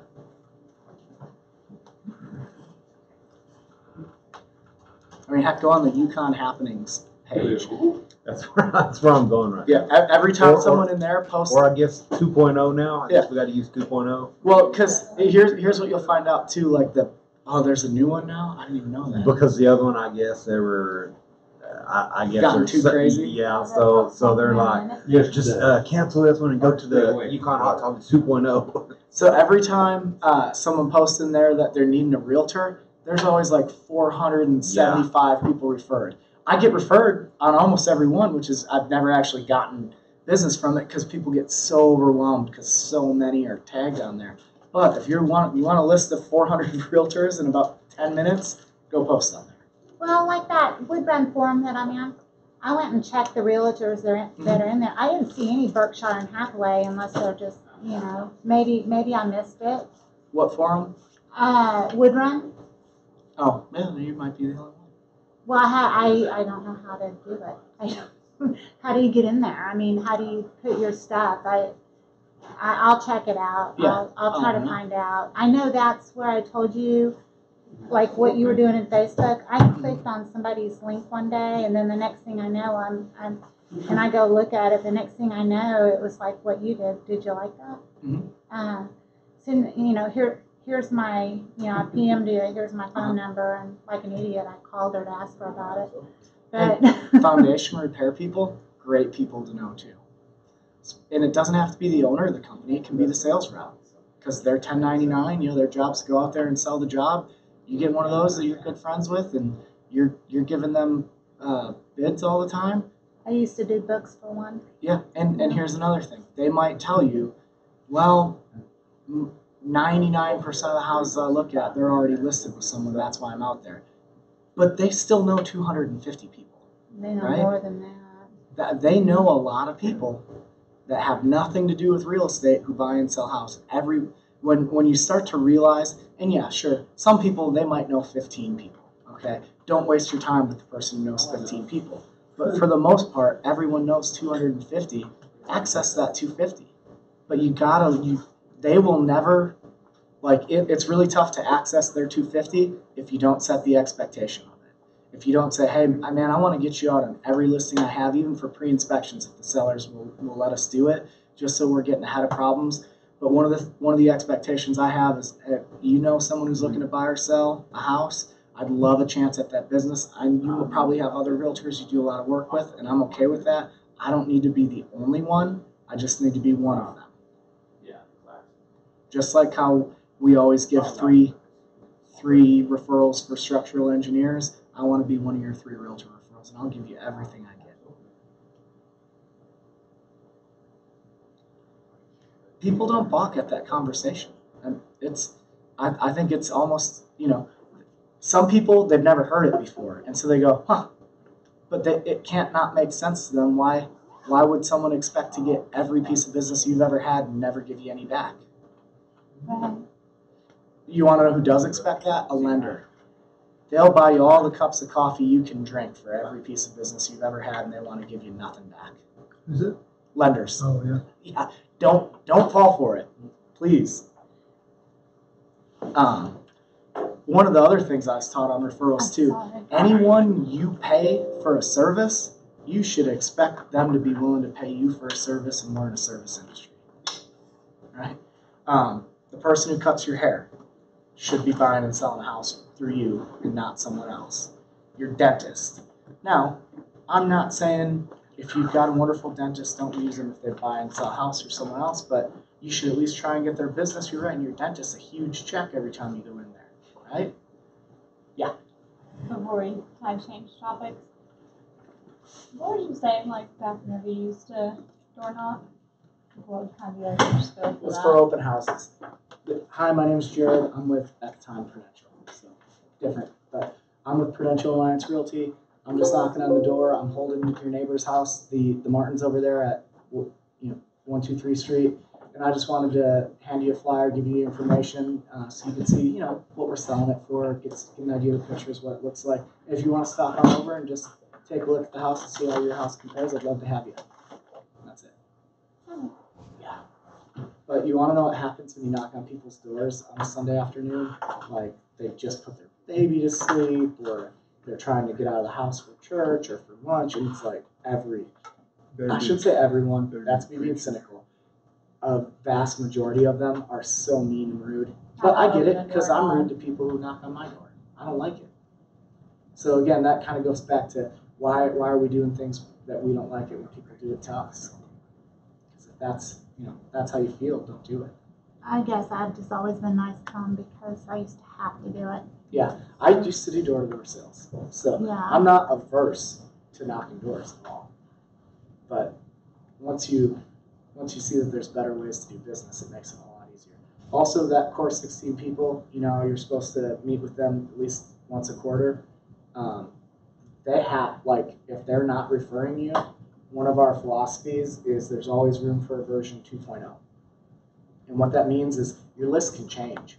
Write it down today, start investing, and if it's not working for you, you got the wrong people. And kind of what that breaks down to is my coach, he always said, if Apple wasn't willing to release the iPhone and make it better later, we still wouldn't have an iPhone. If they had waited for it to be perfect, we'd still have flip phones. Because it's impossible for it to be perfect in your first iteration of anything. And that trying to make it perfect paralysis is what stops many companies and many people from ever achieving what they can get to. So you've got to be willing to just release it and then change it and make it better as you go. Okay, now we're going to talk about buyer match. You guys ready? Are you all familiar with buyer match? Okay, so we'll start at the top. I'm going to log into my Berkshire Hathaway Home Services Anderson Properties Resource Center. Your page should look like this.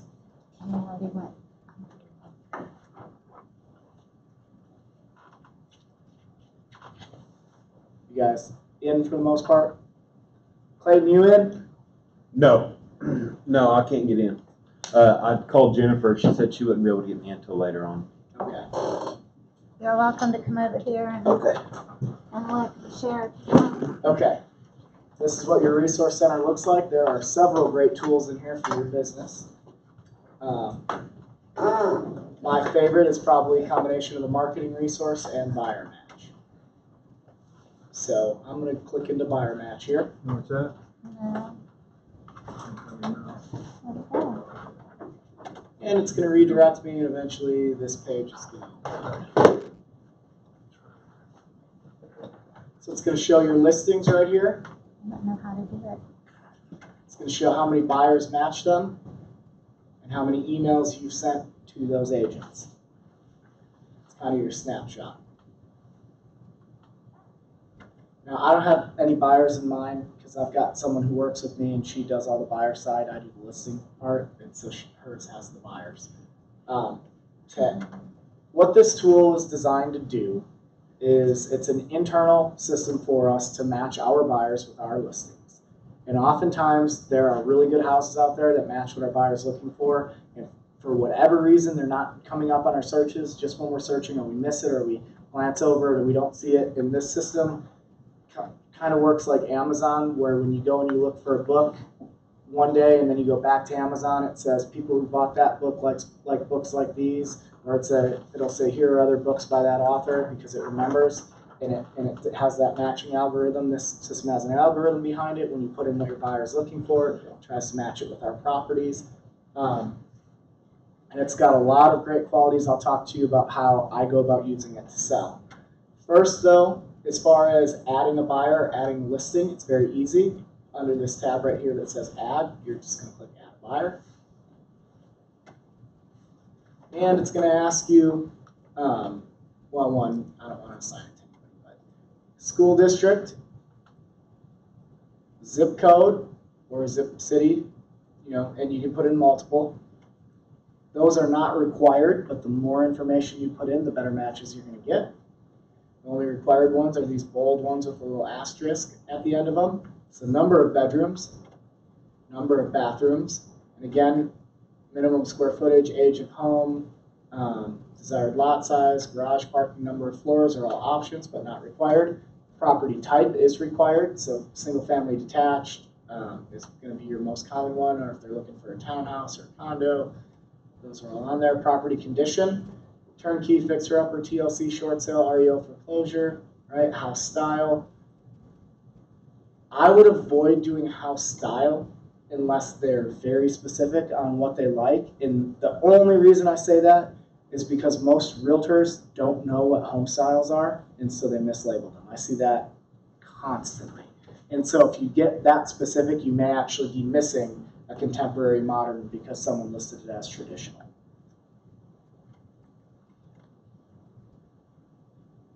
You can put public comments on here for the other realtors. And again, this is all internal, so it's only Berkshire Hathaway realtors can see it. But if you have comments like, this buyer really wants to move in 3 months, if you have one, if this one's going to be live in 3 months or they're willing to sell before then, you can have that in there.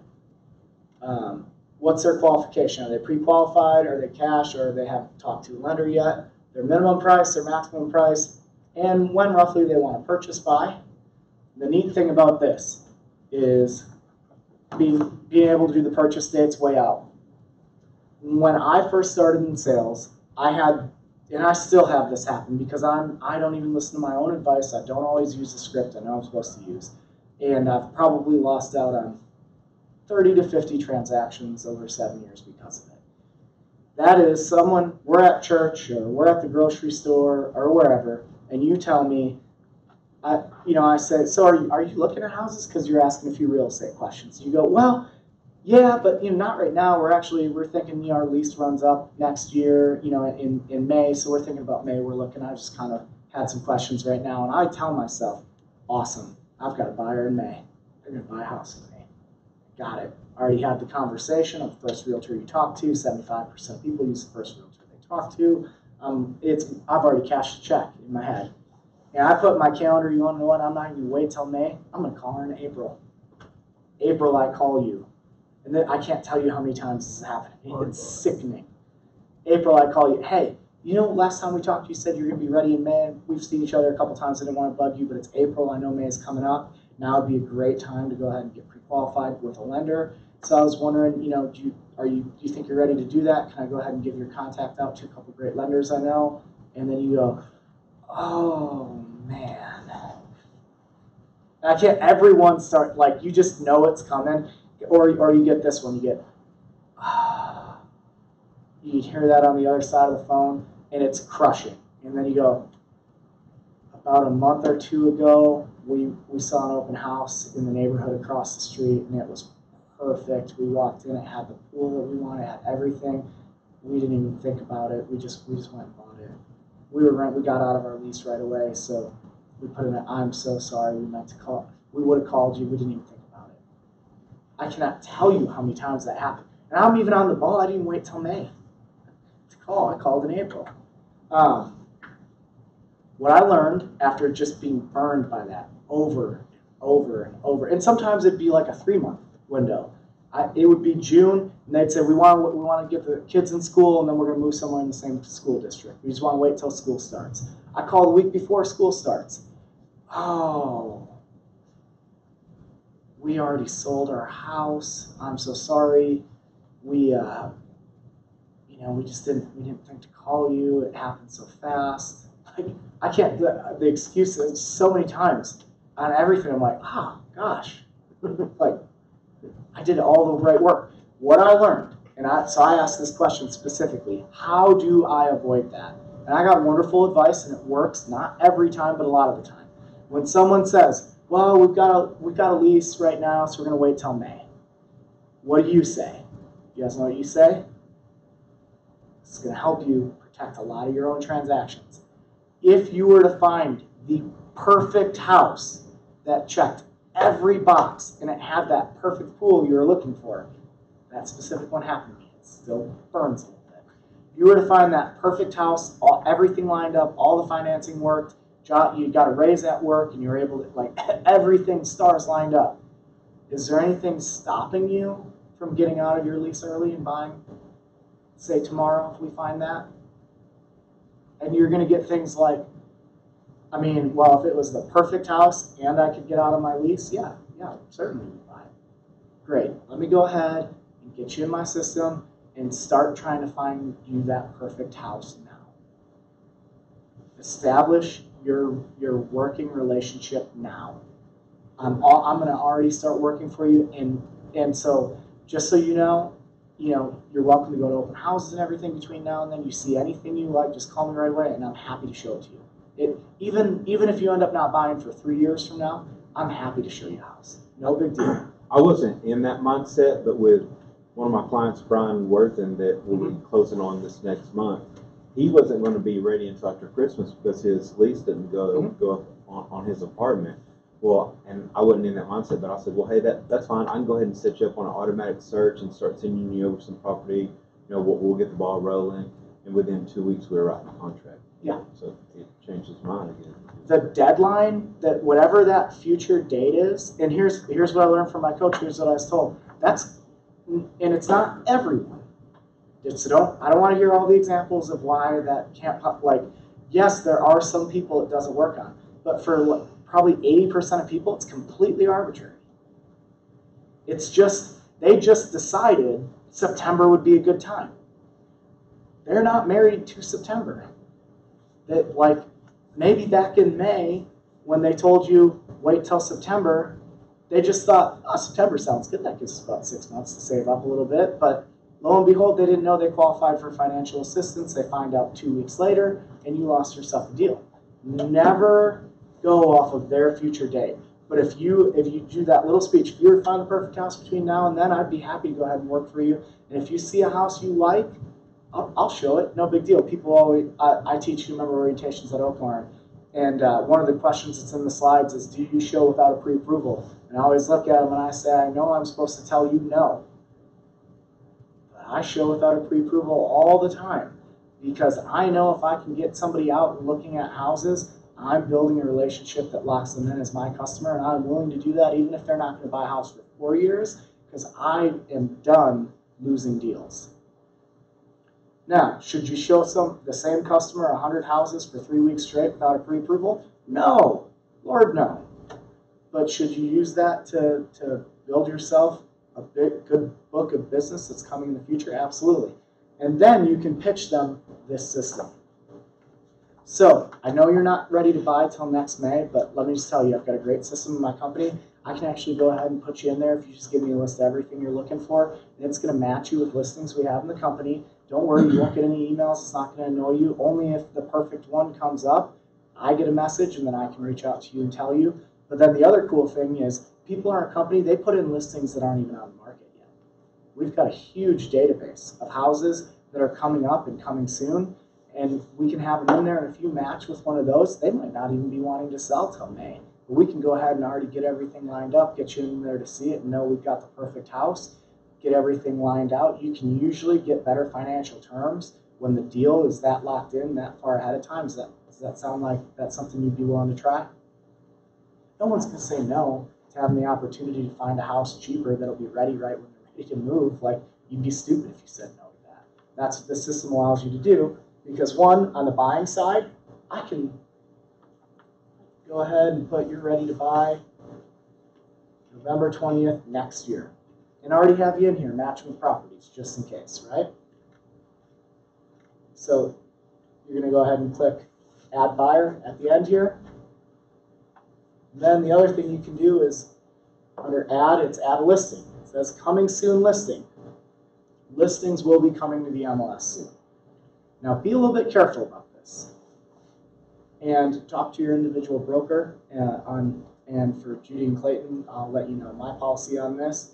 As long as you have if you have a listing agreement in place, and ours are pre-filled with verbiage that covers you legally, absolutely put them in here. But then, if your aunt says we're thinking about selling our house next year, we're not ready. I'm 100% using you. I just wanted to get your mind on it, and if you see any buyers between now and then, it just depends. Because again, next year is an arbitrary thing. That they're only talking to you about it because they're actually thinking about it. Put it in there. And if you end up not getting the listing, what'd you lose? The 2.5 minutes it took you to put in the address, right? Go ahead and put it in there. That builds our database of houses that aren't on the market yet, which makes this more powerful for you to capture buyers with. You're at an open house. So what Clayton offered his friend who wasn't going to buy till Christmas is great. Well, let me go ahead and get you on a search, get you some properties coming in. That's awesome when you've already got the customer. When you're at an open house, though, usually someone who comes into your open house has either been to another open house before or is going to another open house later. And what does every single realtor who is a member of our MLS have to offer? Every single one. Setting you up on a search to get houses from the MLS as they come out. It's not a differentiator. Literally every single one of us can offer that. So it's not a differentiator. But what they can't offer is a database of houses not yet on the market. You want to know who else can't offer that? Zillow, where the customer is going anyway. This is a hugely powerful tool to give you something that no one else can offer. But we have to use it, right? You have to be putting the data in there. So why is that a benefit to the customer? Well, there might be a house coming up that's not going to be on the market until you're ready to buy, but we can get you in there to look at it, and if you love it, we can go out, like I said again, go ahead and put in the terms and get everything ready.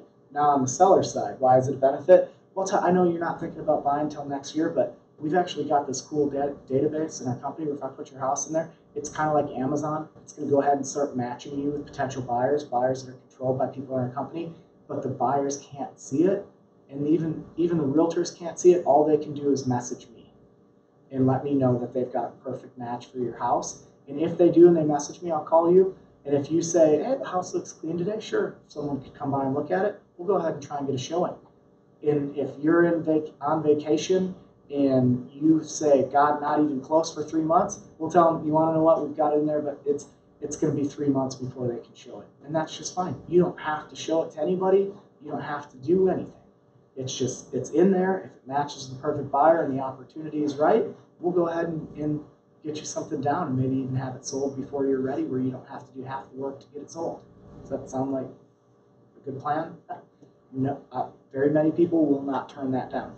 Now, going back to a lot of the listings and buyers that I lost, you've got somebody, we're not thinking about putting our house on the market until, name that arbitrary date or whatever event it is, after 4th of July, after Labor Day, after Memorial Day, after Halloween, after Thanksgiving, there's always a next one, and the people just throw those things out there, right?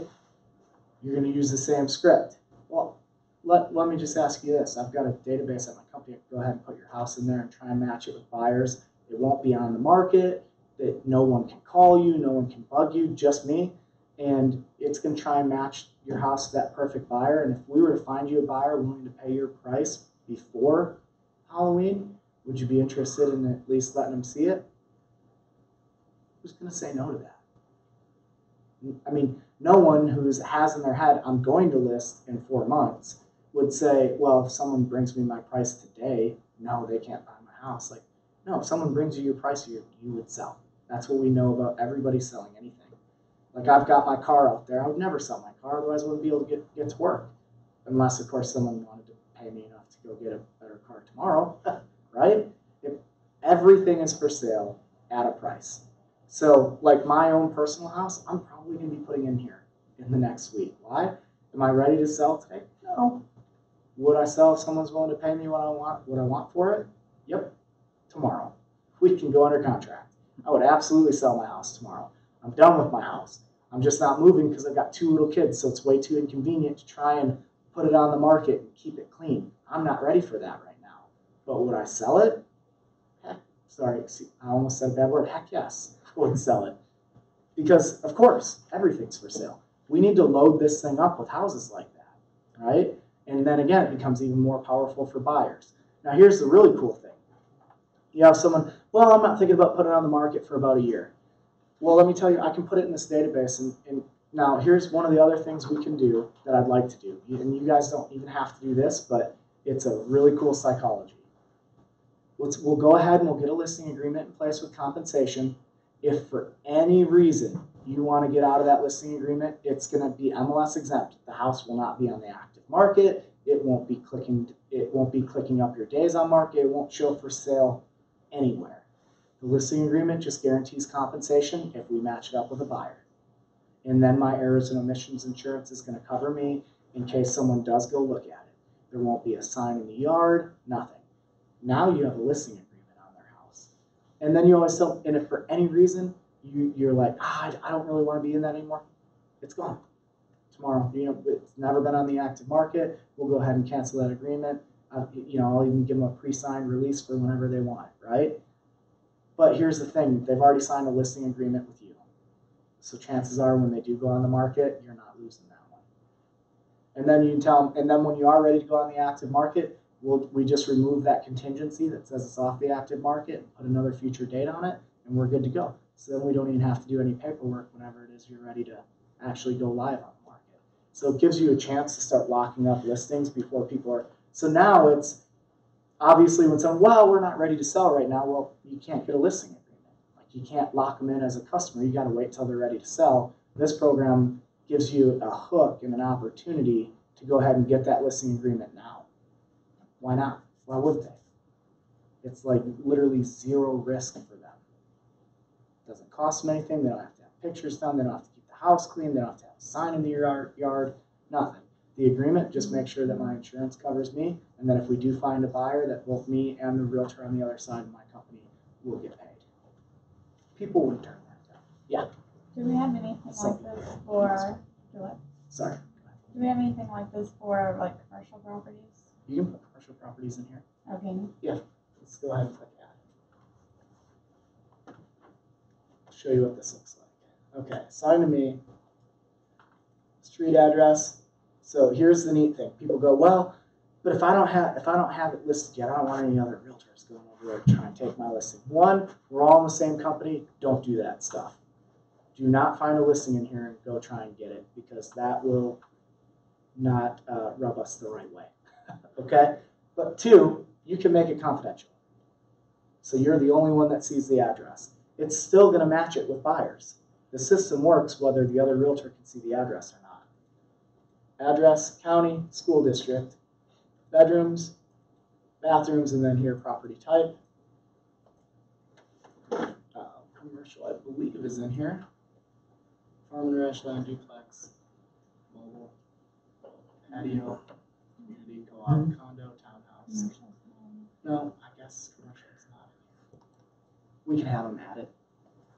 The cool thing about buy side is they're still always redeveloping it. So yes, we can have it. Age of the house if you want, lot size if you want, asking price, that's the important one. You know, and that's when you tell people, it's not going to be on the market yet, so it won't hurt us to ask, but, you know, what do you want for it?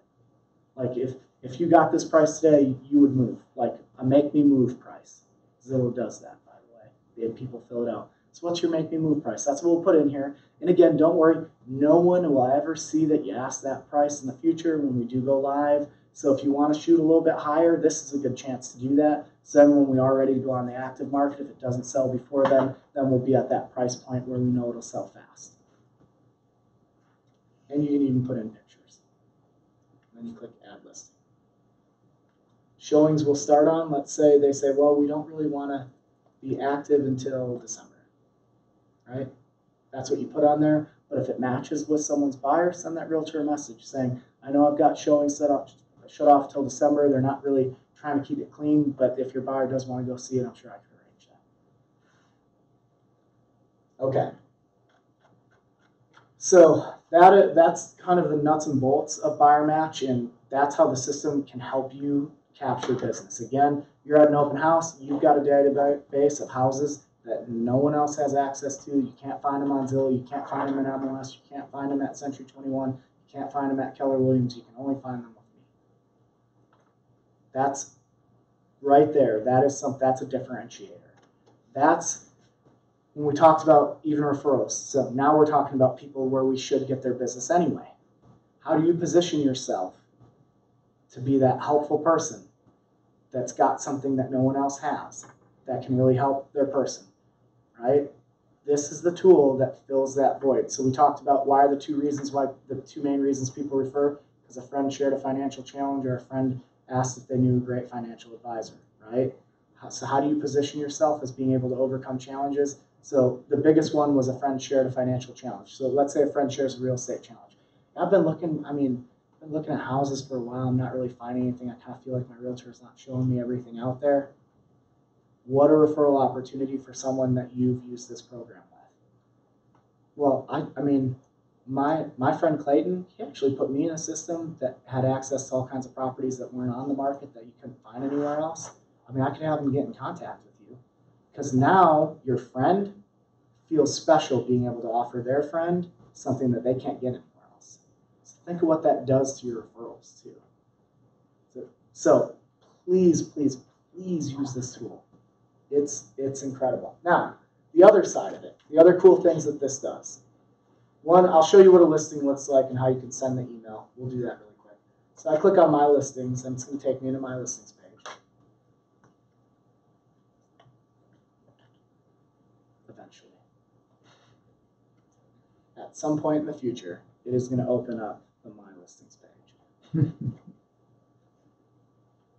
Maybe. You have too many. There we go. Okay. So right here, 10 buyer matches, 10 emails sent, 3 views from other realtors. Let me just go ahead and click on that. Any of you want to sell any of these houses, please feel free. I can't tell if the ad's okay. I might have too many windows open.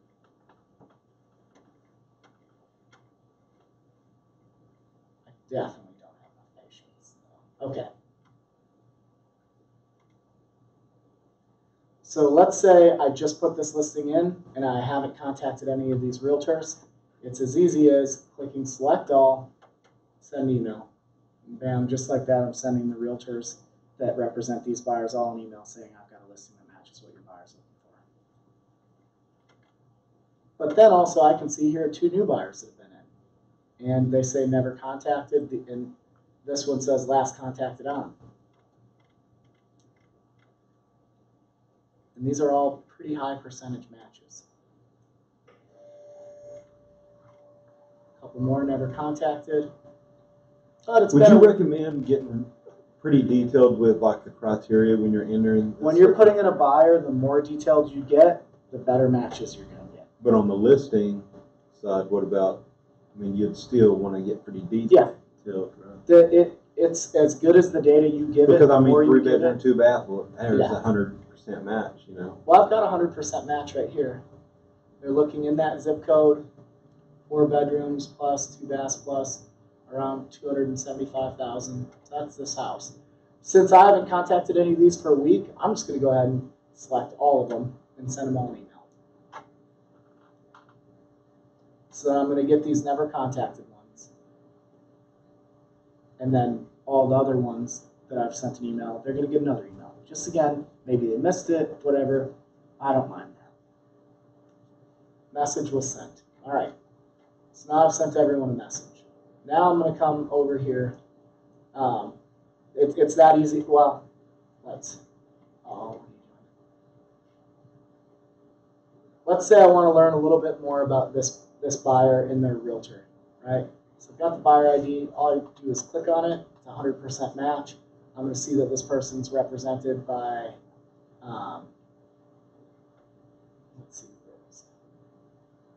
it just says Anderson Properties, right? So the realtor hasn't disclosed themselves, but they're ready to buy. Their last activity was on the 11th, so 11 days ago. Oh, Micah buyers. So let's say Micah doesn't respond to the email. I can pick up the phone and give him a call. Say, hey, Micah, I wasn't sure if you saw my email, but my property matches. The sellers are super motivated on this one. They are ready to sell. So even if it's not, like 100%, 100%, but they buy it if it was 10,000 less. I mean, put in an offer. Let's see if we can make something happen. Right? So right there, I can also send an email individually on that as well. Now, this is a 3-star buy. It's a 100% match, but a 3-star buyer. The reason why it's 3-star is because they're looking to purchase by the end of January. So they're maybe not necessarily ready to buy today. But that's kind of how it sets up these criteria. Now, we're going to get into some of the other cool things. First, you've got under here where it says home valuation site. I'm going to click on the marketing suite. And your screen should look like this when you get there. And the first one is we're going to click on Preview My Site.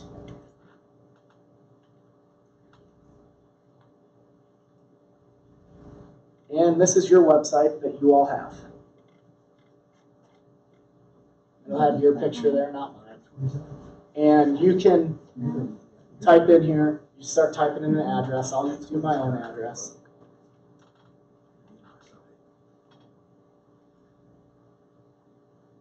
$8409 Northwest 101st is mine.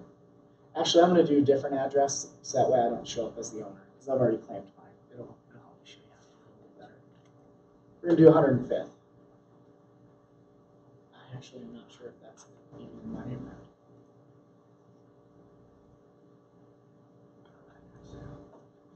Okay, so client comes to your site, fills that out to get their 3 home valuations instantly. And here's the very first thing they see. Again, prepared by you, your picture, your cell phone. Here's the address. It's 3 beds, 2 baths, 2,100 square feet. Here's a little pen icon where they can click to edit that information. Maybe they've added a bedroom or something, and they click on that. It's going to prompt them to verify their ownership, either with Facebook, Google, or LinkedIn. All they do is click that button, automatically assigns them with that house, and on the back end, you get all of their profile information. Or they can sign up to receive monthly updates on the property. But here's what they came for, estimated home value, right there. Here these values are generated automatically, but they should not be considered a definitive statement of the property's worth. And then this one's a little bit short. Mine actually shows up much nicer. I'm not sure why it's choppy like that. Mine, it does the full 360-degree view from Google Maps. So this one just must not have it has an incomplete Google Maps, but it'll constantly be scrolling that so they can see their neighborhood, which will help build that emotional connection with the property. And then it's going to show Zillow says it's worth 211 basically, public data says 202, and then ePraisal says 228. Right? So they're going to like that one the most, but they're going to wonder why there's a difference. And then on each one of these, it shows a range. Zillow says it's worth 200 to 221. This one says 183 to 220. And this one says 194 to 262. So you want to know what's really interesting? When they see all that, do you want to know how much they think their house is worth? 262. 262, every single time. Why? Because it is the nicest house with the most best features that's ever been built in that neighborhood ever, and they know it for a fact. And that's every single person who lives in that neighborhood. Every single one. Every single time. Now, interested in in-depth home valuation from an expert? Contact Jared. She looked at ours, she's telling me I need to repaint. Yeah, well, repaint. Come on. Okay, then one of the other really cool captures on here. What is the condition of the property? They default this little slider on needs work. You want to know why that's awesome? Because for all the people that think their house is right there, you want to know why they think that? Because every single one of their houses is in excellent condition. So they're going to grab this and they're going to try and pull it over to excellent. When they do, it's going to prompt them to verify that they're the owner. They can't change the condition of the property unless they're the owner of the property. Or they can just click on I am the owner.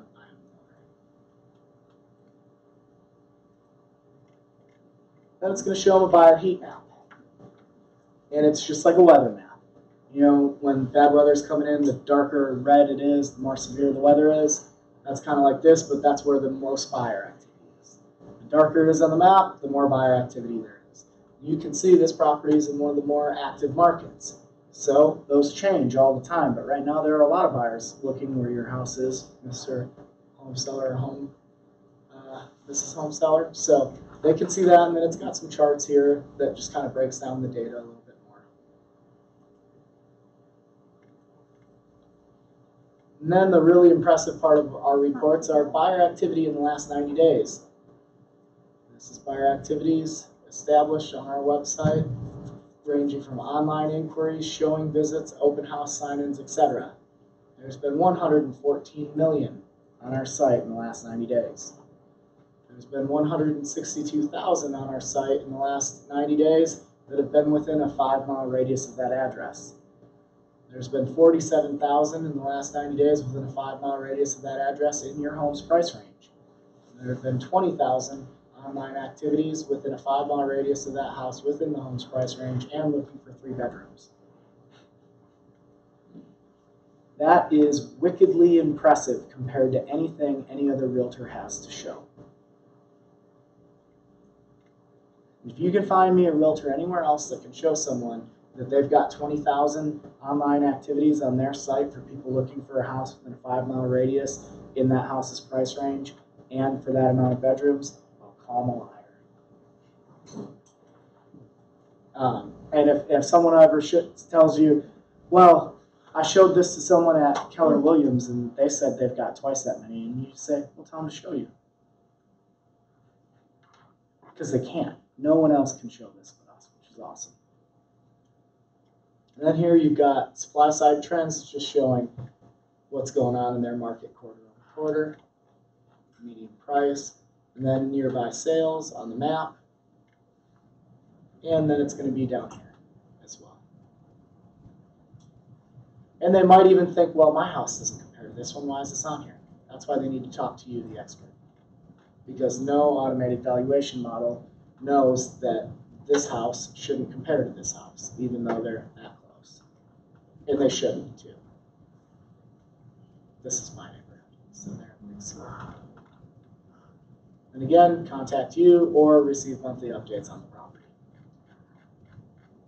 So that's your public facing tool. It's really awesome. If you ever want to share the link to it, I'm going to close out the one with this report. You just click on it, and up here, you just grab this URL, copy it, and you can paste that anywhere. When we get into how to dominate a neighborhood here at the end of the class, I'm going to show you how you can use this as part of your overall marketing strategy as well. If you want to set it up in your email signature, you just click on this. It says instructions. Select and copy the text below. And then you paste it in your email signature. It's that easy. They've made it really easy. The link is already embedded into the anchor text. So that says, what's your home worth? Get 3 automated estimates instantly, no cost and no obligation. Super easy. One of the things that we've been guilty of in real estate is we want someone to get their home valuation, we make them register first. This does not, so it's a really easy, non-invasive way for them to get the home value. And when they do it, here's the beauty thing, you don't need to know what their name is because you have their address and you have Realist. Put the address in Realist, now you have their name. You put their name in Spokio, and now you have their email and phone number. So, that easy. That's why you don't need them to register. Oh. Or if you have a different type of email, you can do the, How did you get that? here, Uh-huh. Okay, market. home valuation, marketing suite, Okay. and then I clicked on the email signature link right here. Email signature. Market your valuation. Now, this is really difficult to show because I did not bring my thing, but if you have an iPhone, who has an iPhone? Okay, if you want to put this in your iPhone signature link, it doesn't work by just clicking on that. So you're going to have to copy that text and paste it into your notes. So you're going to go into notes, click add new, and you're going to paste that text in your notes. Once you have it pasted, you're going to highlight it, and then when you hold it, you know how you have that menu pop up? And let me just, I didn't even know I had notes. yeah, it's the yellow notepad on your iPhone. So I just typed in the word yes. Once you have a word in your notes, then you can hold on your screen so you get this menu. And I'm going to do select all. And then when you do that, you get another menu. If you click the arrow to the right, and I'm going to click it again. Oh, goodness. I'm going to insert, and then you can insert your link. Then from notes, you can copy and paste it in your email signature on your phone. But you can't just copy and paste it off of the website. It doesn't work that way. And if I wish I could show it. I have a converter.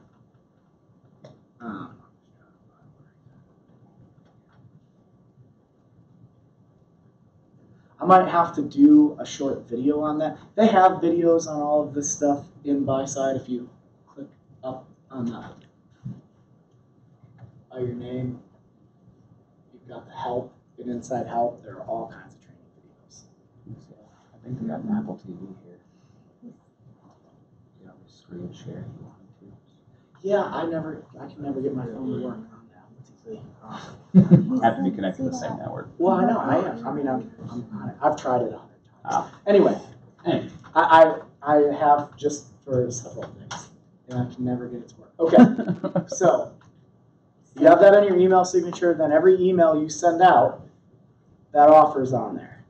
Right, the page that you're on, I can't seem to find that @ symbol that you said you clicked on. If you go to home valuation site and then click marketing suite, it's going to take you right here. Is this what you're looking at? Home valuation. No, I'm having trouble finding the home evaluation button. Yeah, mine, I had to go way back to the very first screen to get to it. The very first screen. Oh, well, Yeah, okay. whenever I hit the home valuation site, it would just drop down my leads and my listings. I had to go back to the home screen to get to it. How did You just went back to the. Yeah, so you're actually on your public website for customers.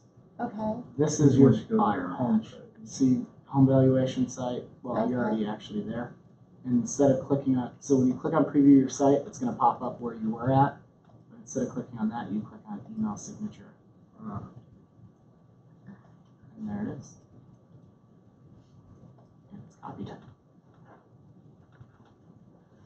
Okay, and if you are ever having trouble too, this little chat icon, they're very responsive. Okay, the other thing you can do is you can click share on social media, and you can automatically share it. Like click on Facebook, it's gonna pop up my Facebook. There's the link, and then I can post whatever I want to post. Hey friends, I just created this link for you to check your home value instantly. It's no cost, no obligation. Let me know if you have any questions. Or let me know if you think I need to adjust your comps. Something to that effect, right? So you can share that.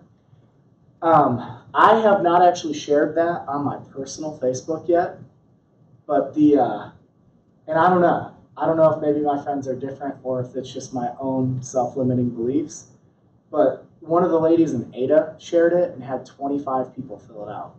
And I was like, goodness, I don't think I've got 25 people who would. But now, does that mean that they're going to sell today? No. But does that mean that she's put herself out there as a resource for real estate among those 22 people and that they own houses and that they've at least considered selling at some point? Yes. So from anywhere they can use this? Just like Yep. Alabama? Alabama. Arkansas, Texas. regular Kansas, North Dakota, South Dakota, New York, Washington, California.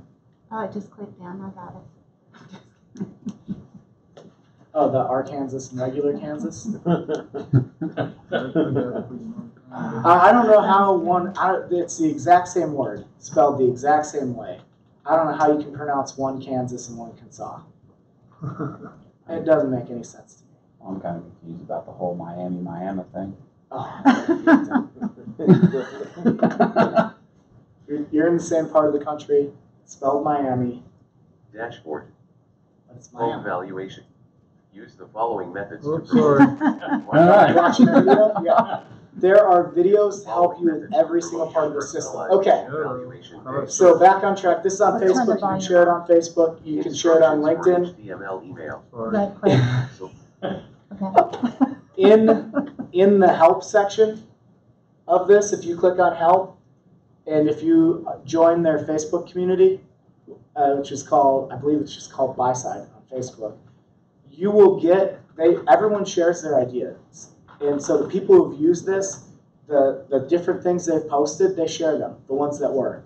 There's a guy on LinkedIn who he does a lot of business off LinkedIn. He says he gets 25% of all his business on LinkedIn. He does 100 transactions a year. So that's 25 transactions. That's pretty good. He shared it on LinkedIn and got incredible business on it. And what he posted is, hey friends on LinkedIn, I just wanted to share this great tool with you for you to share with your customers. Because LinkedIn is for people who are in business, right? And he got several people on LinkedIn that he barely knows that are insurance people, that they own a financial firm, that they own cleaning businesses, put that in there, share that with their clients. Yeah, And it's his site. a realtor that showed us a house a long time ago, and I've already explained to this guy that I got my license, so I figured he'd go away. But I got an email from him the other day wanting me to join him in this LinkedIn whatever, an invitation. Well, what is that?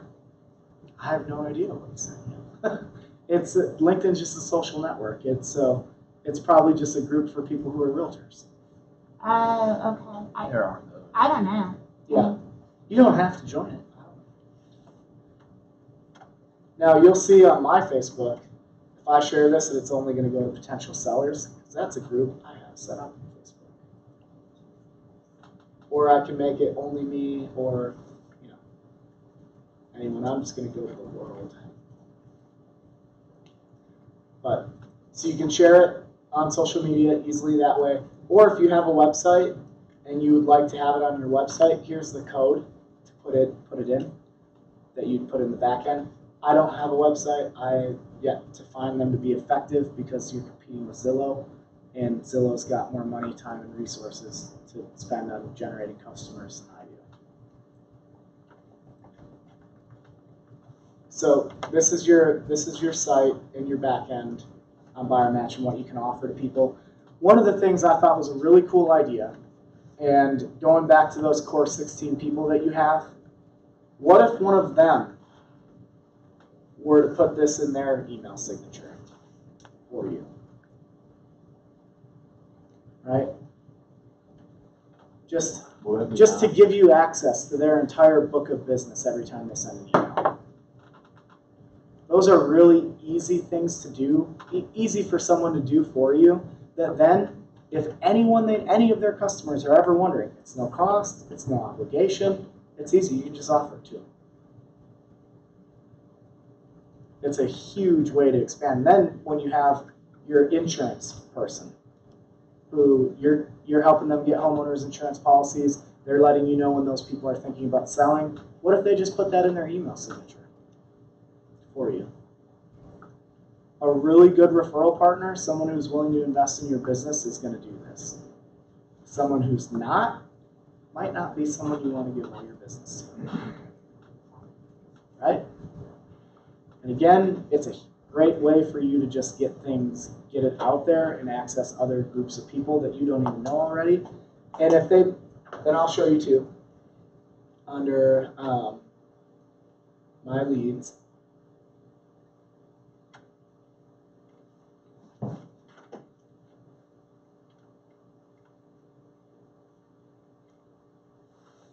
Okay, so we've got this one right here in Mustang, right? No name provided. Mhm. If that ever happens to you, you just simply grab that address right there, copy it. Oh, my realist session had ended. Go to realist. It's gonna make me log back in MLS now.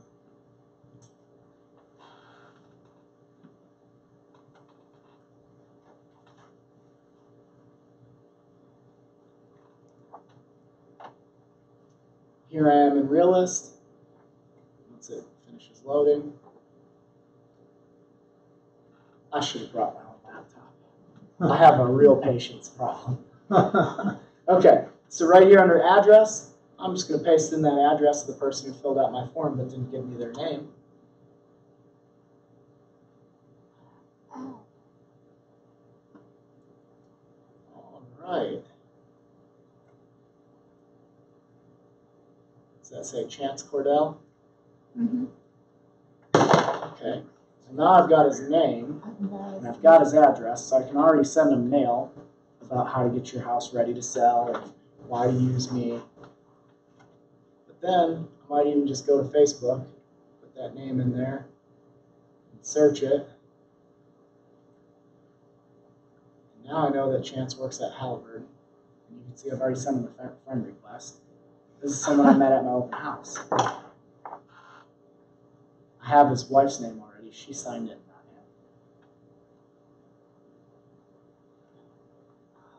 But they live in Mustang. I have their address. I've got his name. Know where they work. Right?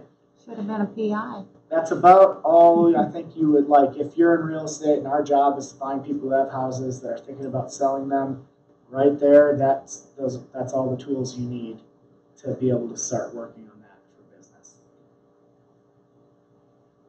And with just a little bit of investigation, I can probably figure out the kind of things that he's into or enjoys doing. Oh, looks like they went on vacation to Hawaii. Right? It's really not that hard to do this. Is it creepy to add them on Facebook? I don't care. It's my chance to get a customer. I think at one point it was, but nowadays it's like, if you're in sales and your job is to get to build relationships with people that are thinking about selling houses, I'll risk being creepy over being broke every single time. 10 times out of 10, I'm gonna take that. Well, when you say you added him to Facebook, I mean, did he ask to be added? I mean, No, I sent him a friend request. oh, and he friended you? Not yet. Oh, He will. He will though. okay. He will. Yeah. Going back to like what we were doing earlier, do you find in like more rural places that it doesn't have a Google Hey, picture, there's but been it's days. just stuff like this? Probably. Is there a way, like if No. I were to upload a picture, can you do that? No, it's all about the Google They all card come that back goes and around and everything. takes like panoramic picture. You could submit a request for Google. Yeah, but somebody Well, I was uses just it. looking at my grandma's house that I might be selling next year, and that's what popped up. 'cause she You lives should out put that the in here middle right of town. now. Yeah, do you know how to change the Find a buyer. pictures and Hey, you stuff wanna on know the best way to Facebook, lock up a like your listing? profile? Find a buyer before they're ready to sell. You do? If you go, Can you help me with well, that I don't, someday? We I'm still pretty have a sure my 5 or grandma's 6 gonna year old use me, but picture she up. has used this other Well, I realtor know for she'd 100 use years. me. People Well, probably or- are like, but She even, didn't know my grandma no more. well, exactly, but even think about that, like, He'll. You- I'll start your saying, grandma, "Oh, right? I got my Facebook and my you're business pretty page." sure your grandma's gonna And use you, you know she's Gary's gonna sell in pushed here, it. go ahead and put it in here. But not even your I try to grandma, just now get on let's there think and about watch the it. person you went to Share high my school dollars. with, that you don't know if you're gonna get the listing or not. They've already told you they're just selling in here. Put it in here. You wanna know how you're gonna lock that up?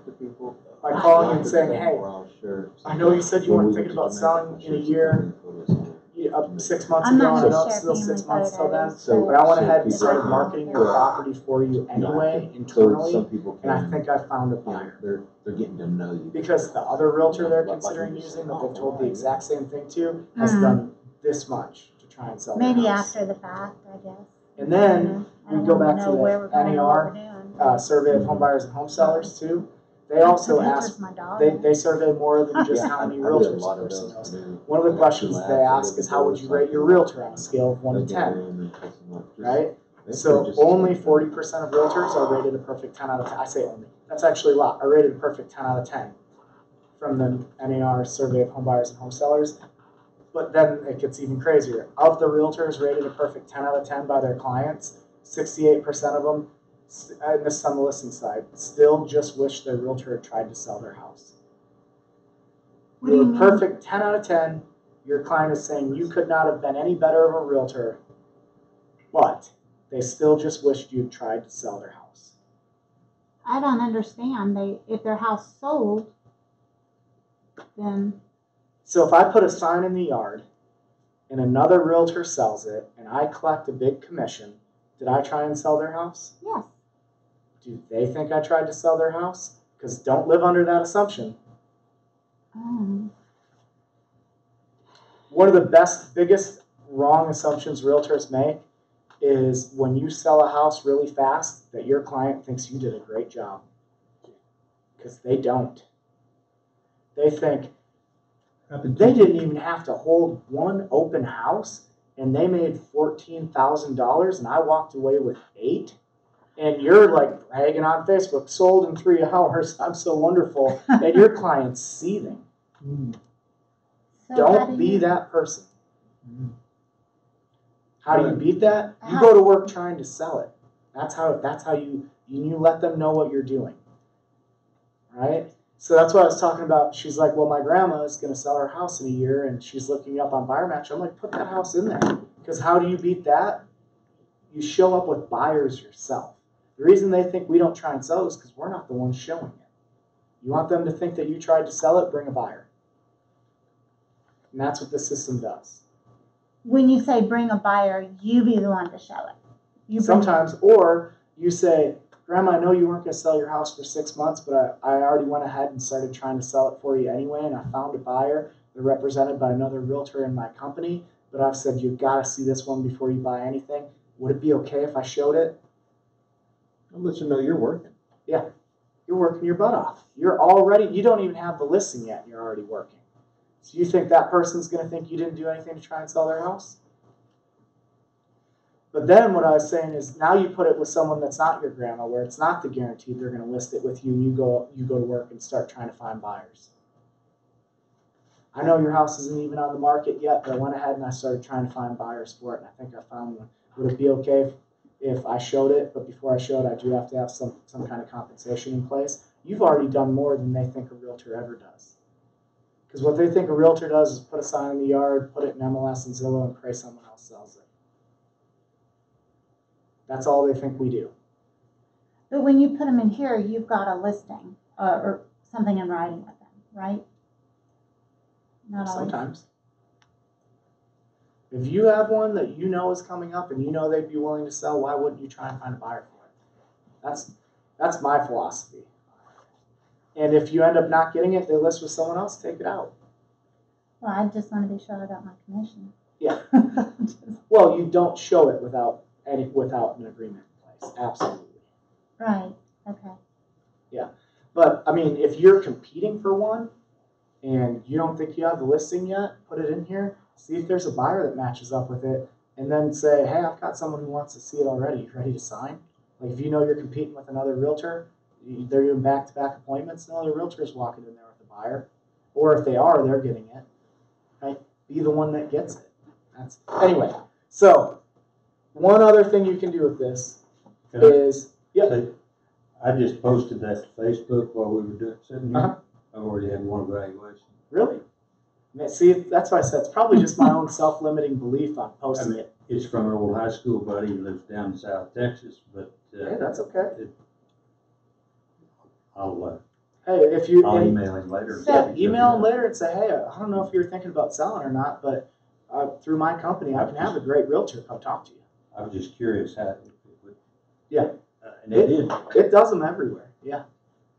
Huh. Okay, so the other thing is, and especially the newer you are, if you don't already have your pitch and what you're going to do, the BMA portion of this is your listing presentation. BMA stands for Buyer Market Analysis. All you're going to do is put in the address of your grandma's house, or in this case, my house.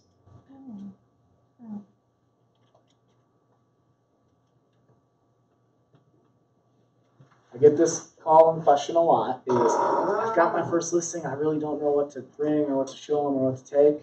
This makes it really easy for you. Next step, verify the information is correct. 4 bedrooms, 2.5 baths, 2,763 square feet. If the information's not correct, what do you do? Change it. Okay. You select the valuations you want on there.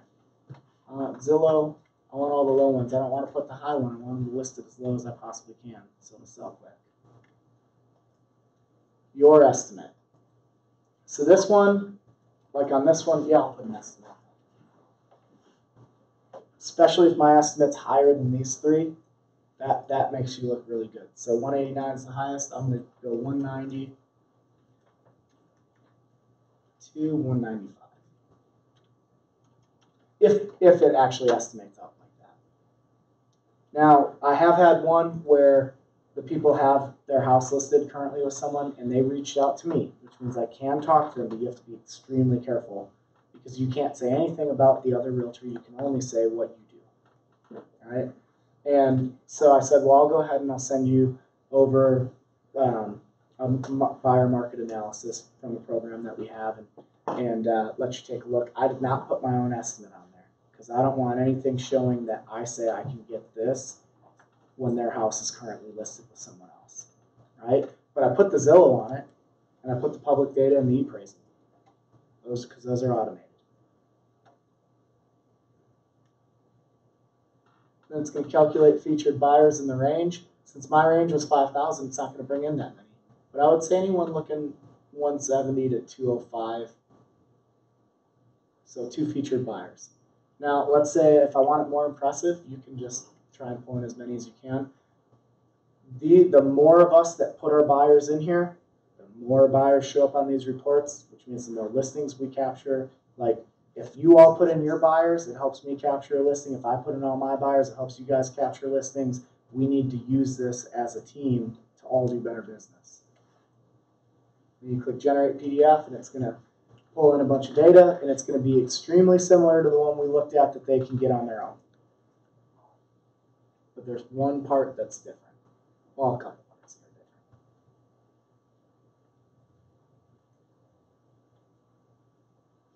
This takes a little bit. This one is supposed to take a little while. Your laptop's pretty fast. Yeah, it's doing better. Oh gosh, it's 2:30, Larry. I'm sorry. You're fine. You're doing great.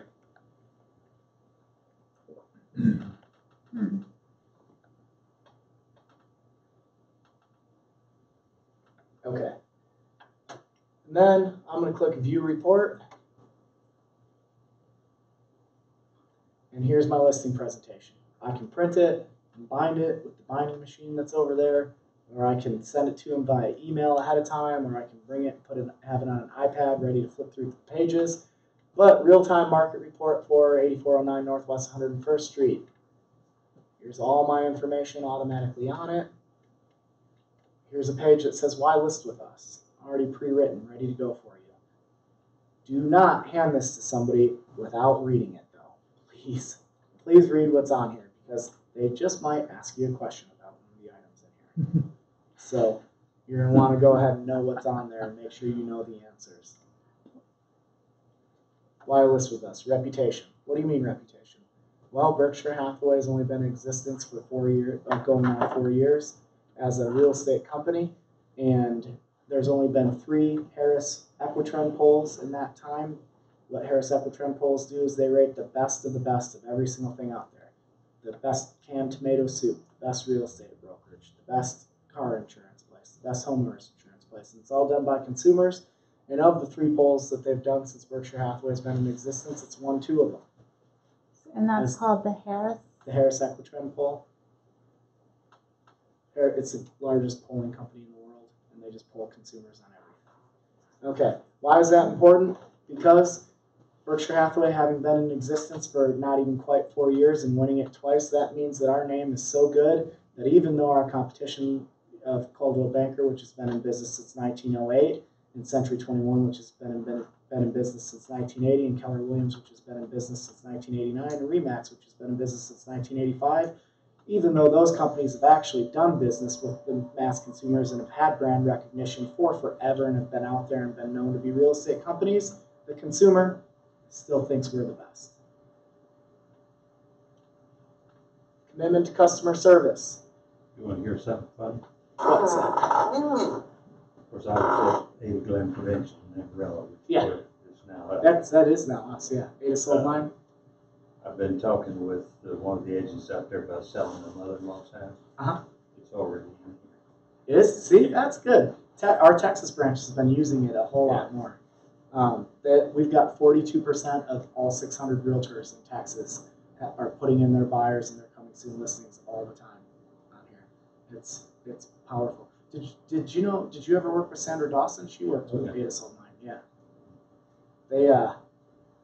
So back when Sandra Dawson was one of my mentors in real estate, and she would tell me when she first started, this little old lady named Ada had a van in the office. She'd put all the new people in the van and then drop them off all over town and say, I'll see you at the office. And they had to knock every door in between there and the office. That's how they did prospecting. The world was different 50 years ago, though, that's what I'll say. I would never do that to you guys. Commitment to customer service. That's wonderful. That is a wonderful thing to say.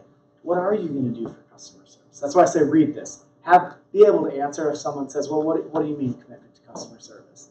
And don't say, I'm going to give great customer service. Remember the poll we've done with everyone who's ever owned a business ever, how many of them are going to give bad customer service? The answer is none, so don't just say good. Okay? Because that means nothing. Okay. I commit that I will communicate. Identify your need, right? So just know what this says. Then the next page is real-time valuations. It's going to have the Zillow, the public data, the ePraisal, and then mine, right? I'm putting mine on there if mine's higher every time. If mine's lower, I'm still probably putting it on there. And I'm going to tell them, don't worry, this is a great thing. Why is it a great thing? If mine's lower and the Zillow's higher, I'm probably just going to put the Zillow on there. You want to know why? Dear Mr. Seller, 99% of all buyers are shopping on Zillow. So whether Zillow's the only site they're going to or not, they are going to it. They're going to see that Zillow values your home at $189,000, and then they're going to see we have it priced at $160,000. They're going to think they are getting a smoking deal, and then they're going to say, well, why shouldn't we price higher? Because unfortunately, your house would, based on my professional opinion, won't appraise for more than $160,000. And every other realtor is going to let them know, well, I know Zillow says that, but it's comping it with wrong houses. But there is going to be this impression that people are getting a really good deal. So we're going to get a lot of showings. We want to capitalize, so we want to be priced right to start. So we get that multiple offer situation, which will end up higher for you in the end. So whether yours is higher or lower, it's a great thing. Just so you know. You just have to know how to sell it, right? One of the things I was always taught is a good salesman sells what he has to sell, right? So if yours is higher, sell it. If yours is lower, sell it. No one is any better. You can sell anything on any side of anything.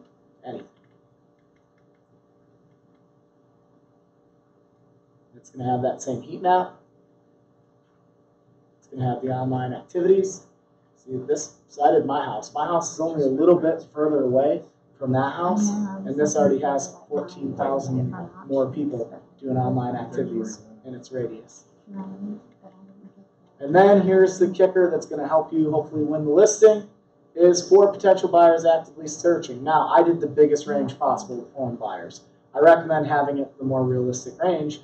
In this price range in the last 90 days, here are a few of their profiles. Don't worry, I know that this is just a buyer ID for you, but in my system, all I have to do is click on that. It's going to automatically give me all their realtors' information. If you go ahead and sign with me, I'm going to call 4 of these realtors today and see if we can get showing set up. Does that sound like something you'd like me to do for you? It's one of the things I learned from Mike Ferry that is actually really good in a listing appointment too, by the way. Anytime you pitch any one of your services and they affirm it, they go, oh, that sounds good. I learned to say, would you like me to do that for you then? And your listing appointment's over. Anytime there's something, would you like me to go ahead and do that for you then? And then go for a signature. I mean, if you've sold them, you're done. Don't keep talking just for the sake of it. And that's it. So this is your listing presentation. If you don't already have something, you know to say. And it's, again, you're walking into a house with potential buyers for that house, which no one else is doing. So there you go. That's that. That's buyer match. Feel like you got a tutorial? Feel good? Okay. We're going to move on. I'm going to skip Facebook ads and just do how to dominate a neighborhood. You do whatever you're gonna do. Okay. You're fine. Get out of the buy side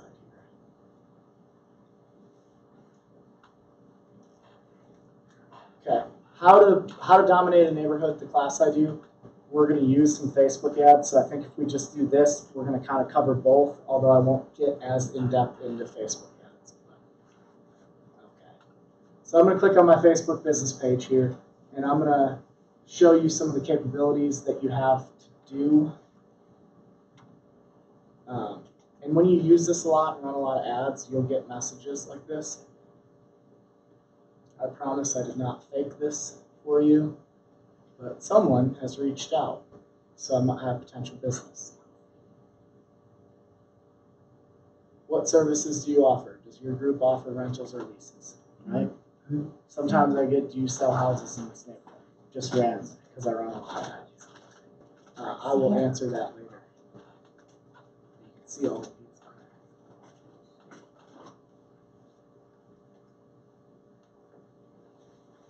Okay, and this is going to take me a little bit. I'm going to scroll down. I'm going to show you an ad I run in neighborhoods to go after listings, and I'm going to show you how that all kind of falls together with a system for how you're going to dominate a neighborhood. So how to dominate a neighborhood, we're talking about farming.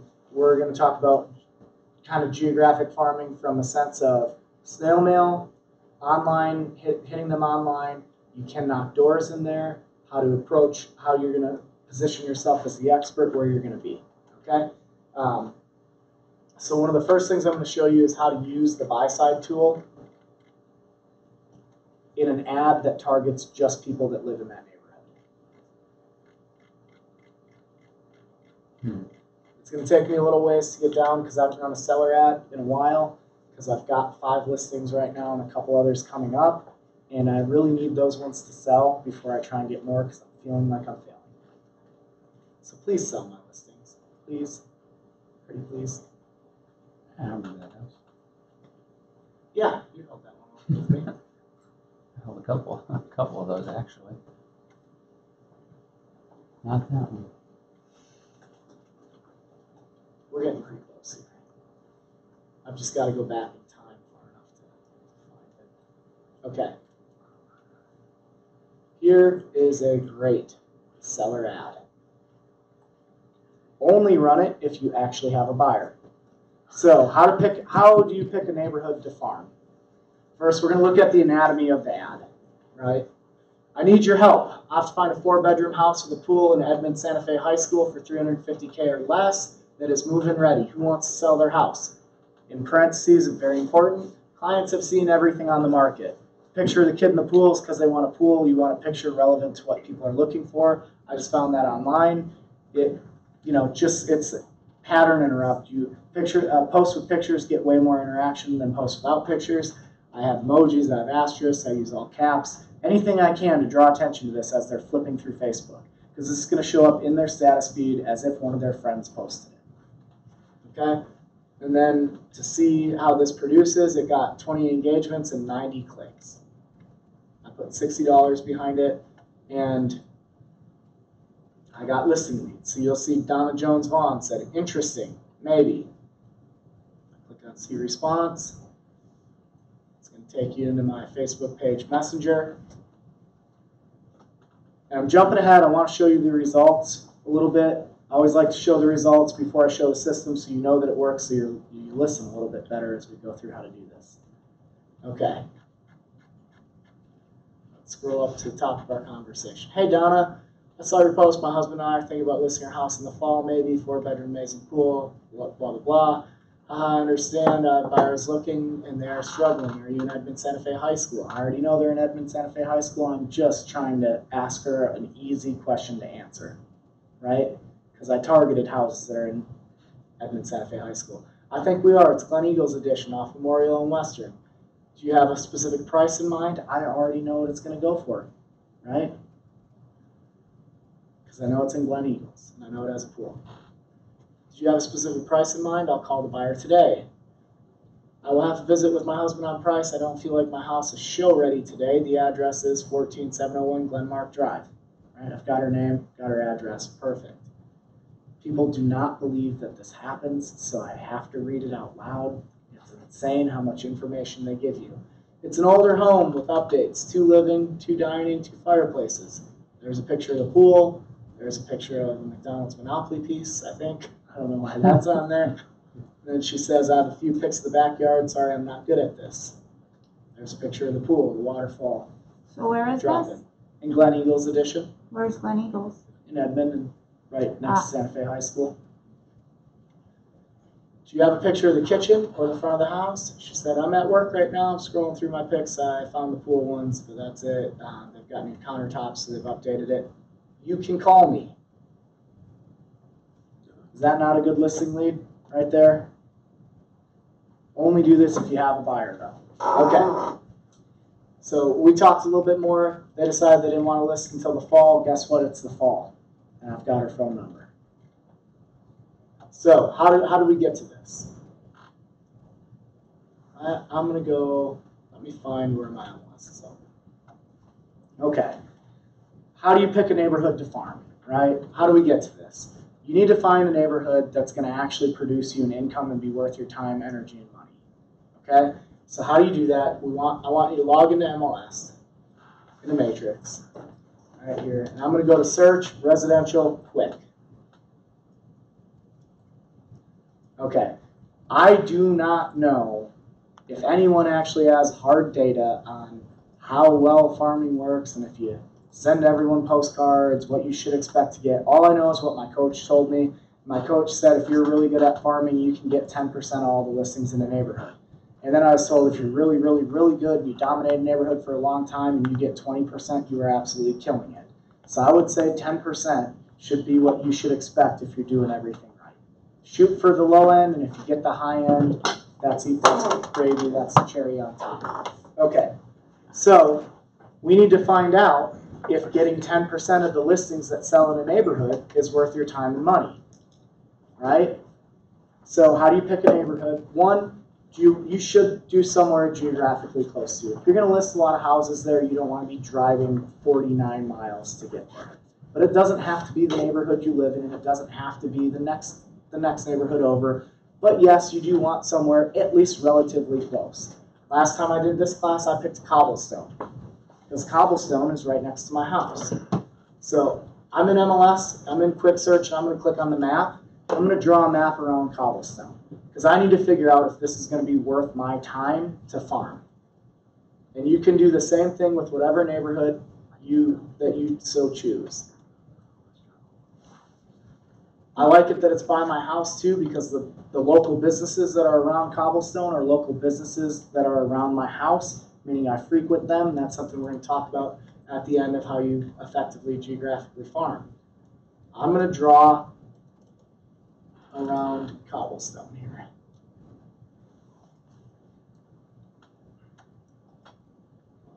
Make sure I don't pull in that.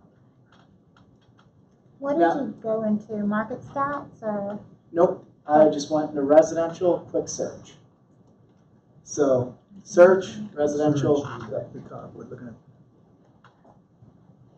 and then I didn't put in any criteria, I just clicked over to the map. So right here, we already have some data we can work with, right? There's a few houses active. How many do we have total? Can't read, does that say 24? So there's 24 houses active. If I were to have 10% of that, I would realistically have 2.5 listings. We'll go on the low end, I would have 2 listings in Cobblestone currently. That's not terrible. But what else we're going to do? We're going to look at pending, then we're going to look at sold, and instead of 0 to 90, we're going to do 0 to 365. Okay, so what did you do after you did your little max I'm thing? glad you passed. Then I went back to criteria, up on the top. Okay, and then check pending and sold. And then change sold from 0 to 90 to 0 to 365. Thank you. And then I'm just gonna, it says 1 of 50, I'm gonna check that, and I'm gonna do 1 line CMA. This is just our research portion. There's no reason to farm a neighborhood that doesn't produce enough income to be worth farming. Like if there's a neighborhood that there's, 8 houses sell a year, that means you're getting 1. Is that really worth your time?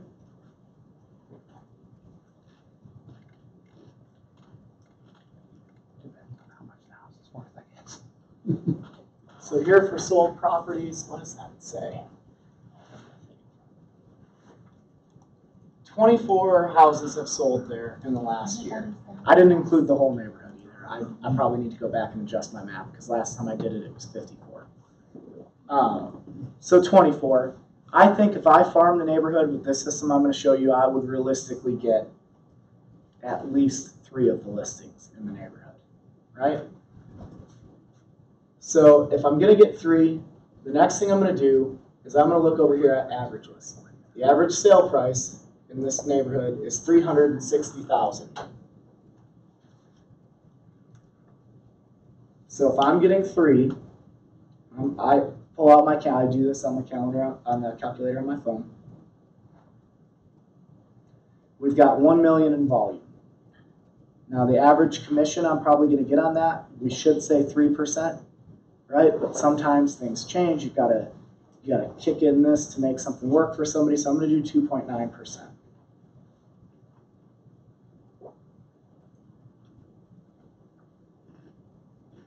So it's 31,000 in commissions if I farm this neighborhood. But that's before split. So I've got a 70% split. I shouldn't say that, I guess, but you've got to do the math. So that's 21,900 in commissions to farm that neighborhood if I'm getting the minimum. Is that worth adding 20,000? Probably. I might shoot for a neighborhood where I can get just a little bit more than that, right? I kind of would like to make 50,000 on farming. But we'll still use this one to go through the example. It's whatever is comfortable for you, because it is going to take a monetary investment.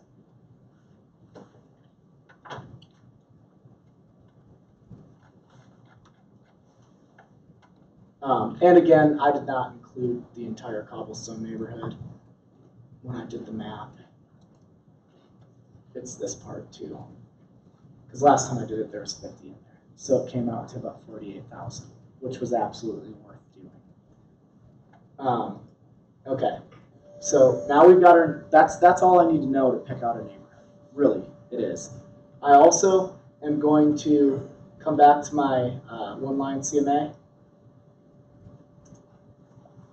Oops, not yet, sorry. I'm going to go back to criteria, and I'm going to uncheck active and pending, and I'm going to go back 4 years. So I find that out is I'm going to do 365 times 4 on my calculator, because I can't run that math in my head. 1460.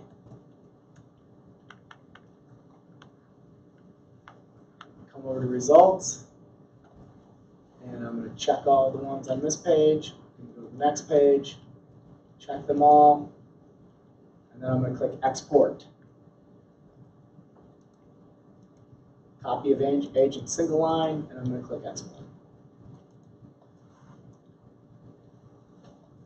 Oh, this doesn't actually have regular office on it.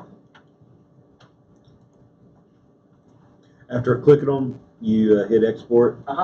And are you saying in single, agent single line? Yeah. And then I'm going to print this. This is just the way I like to do it. You can just have it on Excel if you want. But these 160 houses are the least likely to sell in the neighborhood. Right? Because they've sold within the last 4 years. The average mortgage in America lasts 5.5 years. When you farm, they tell you to expect 18 months before you see results. So if I take out everything after 4 years, I start farming today, that means that everyone on my list will have been there at least 5.5 years by the time I should expect results from my farming. Okay? So we're just maximizing our effort. I'm not saying we're not going to do anything with these people. They'll still get the mass mailouts in the neighborhood, but they're not getting anything handwritten. Because I don't have time to handwrite everyone. But I can get everyone in the neighborhood, like get all the ones that are most likely to sell. I'm going to try and hit them as often as I can. Okay. Now, how do we, so we've got, well, I'm going to have that list printed, and what I literally do is I check off every one, and I cross-check it with the list of all the houses in the neighborhood.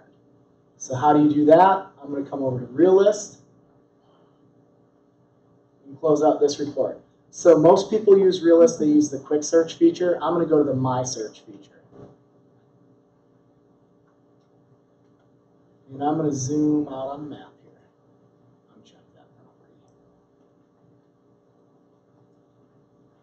And I'm going to go up to that same area I was just in.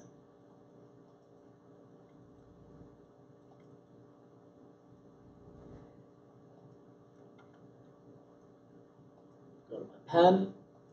I'm going to go to Polygon tool.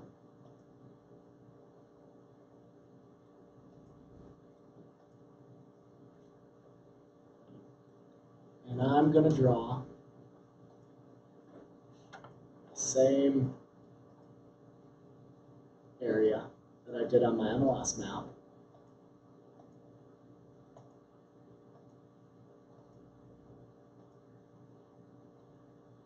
And you use the polygon because even though that ended up being a rectangle, you can kind of curve around and actually get just the houses you want.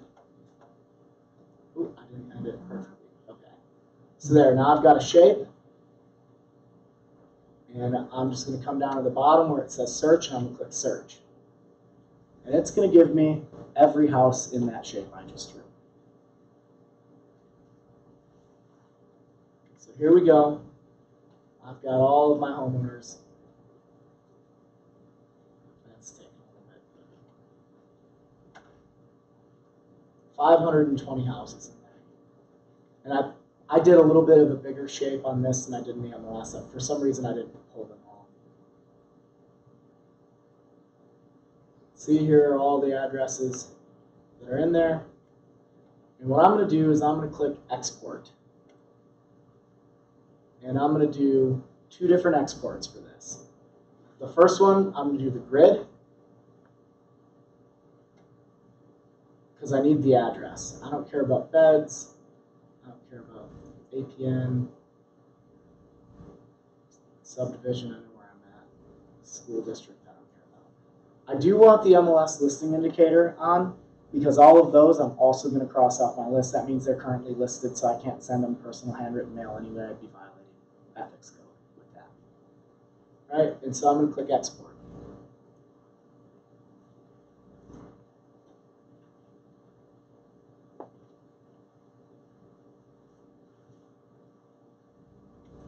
Should open up for me.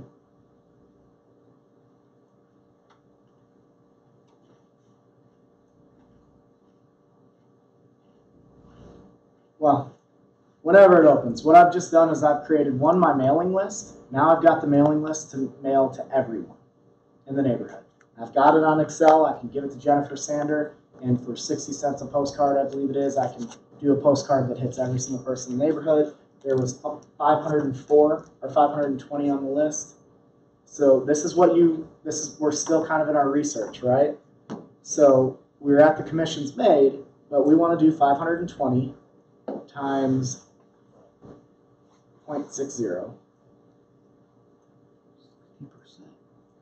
So it'll cost $312 to send everyone in the neighborhood a piece of mail, a generic postcard, right? And then we're going to do 6 of them in a year. We looked at a year's commission because we want every other month, we want everybody to get something from us. So you're looking at $1,800 in expense with that. Now, is that $1,800 coming out of your pocket, and is it all up front? No, it's not all up front, and if you'd like to put a lender's information on the back of the postcard, that's a good way to get half the cost paid for right there. Now, some of them will want to pay the whole cost for you. So as someone who wants you to do this, I'd say talk to your individual broker and don't tell me if they're paying more than half. As a broker, I have to tell you legally, if they're only getting half the advertising, the maximum they can pay is half, or you're violating the real estate. It's actually a RESPA violation. What does RESPA stand for? Real Estate Settlement Procedures Act. Anyway, so if you don't want the CFPB coming down on you, the chances of them coming down on you for a lender kicking in an extra $75 on a mail out is so slim. But I gotta tell you that.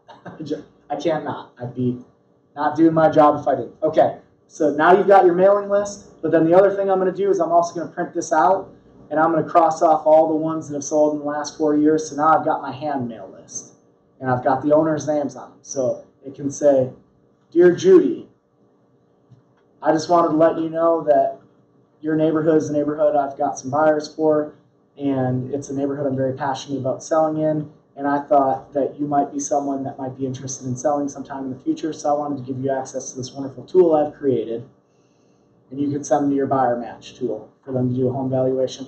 It's no cost, no obligation. Enjoy. Let me know if I need to adjust the comps. So you can do handwritten things like that, or you can just send a mail that, I've got a thing written up on how to get your house ready to sell. And it's got a checklist for every room. Clean the baseboards. Make sure you've got the closets cleaned out. Make sure the corners don't have dust bunnies in them. If your carpet's ripped, get the carpet replaced. Make sure each room has all the light bulbs working. They're high voltage light bulb. And it's room by room in a checklist, right? It's something you can make up. If you want to steal mine, email me. I'll share it with you. You'll have to change the logos and stuff on it. So that right there, now we've got a mailing list and we've got a handwritten mailing list. The ones that are most likely to sell, and then you can even, if you want, you can go back in MLS and all the ones that have sold in the last 10 years. And then the ones that have been there 10 years or longer, that's your hot list. So those ones you can be sending handwritten cards to, every 3 weeks, or however you want to go about doing it. That's kind of up to you. What I would say though is make a plan. The ones that are most likely to sell are going to get this. The ones that are on the hot list are going to get this, and do it consistently for 18 months. You can't say whether it works or not until you've given farming 18 months. Okay? So most realtors have no idea how to do what we've just done right here. So already you have a huge leg up on farming, right? Because now, 1, you know all the people in the neighborhood and you've got your mailing list. 2, you already know which ones are most likely to sell. And when I say no one knows how to do this, I promise you, If you were to go ask them, well, how do you know which ones are most likely to sell? They're going to tell you, I don't. I just mail all of them. So you've got a big leg up already. Okay, now the next thing we're going to do is we are going to target them with Facebook ads. And what is our Facebook ad going to be? I would say, and bear with me while I log in here really quick, a really good Facebook ad to run to just the people that live in that neighborhood so they can see you, your picture, and your logo. Because the whole thing with farming is you're establishing yourself as the realtor for that neighborhood. They're seeing your face everywhere. They're seeing your number everywhere. You're in their mailbox. You're on their phone. I'm going to come to my home valuation site.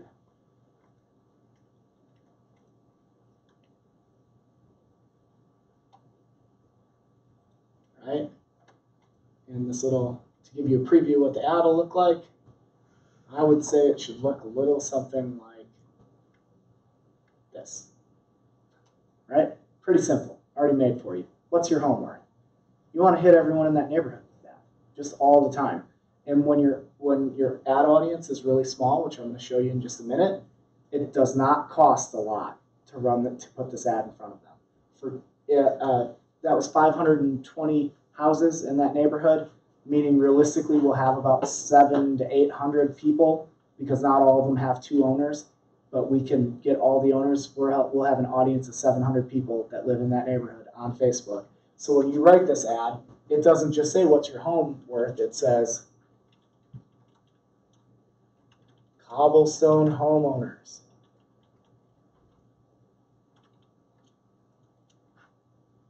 And I would put some emojis in there. Why? Because we're talking only to people who own houses in cobblestone with our ad. And they're the only ones that'll see it. And if they own a house in cobblestone and live in Virginia and they're on Facebook, they're still going to see your ad. And those people are going to think you're a really good marketer. And you've had these things happen. Judy was telling me she was looking at shoes and then on Facebook immediately hit with ads for shoes, right? We're about to show you how people do that, but we're going to do it for geographically. So I'm flipping back over to Realist. I'm going to click on Export, and instead of Grid, I'm going to do Customize. Write these down. These are the fields you need. Owner first name, owner last name, spouse first name, second owner last name, tax billing city, tax billing state, and tax billing zip. And it's a whole lot easier if you have them in that exact order.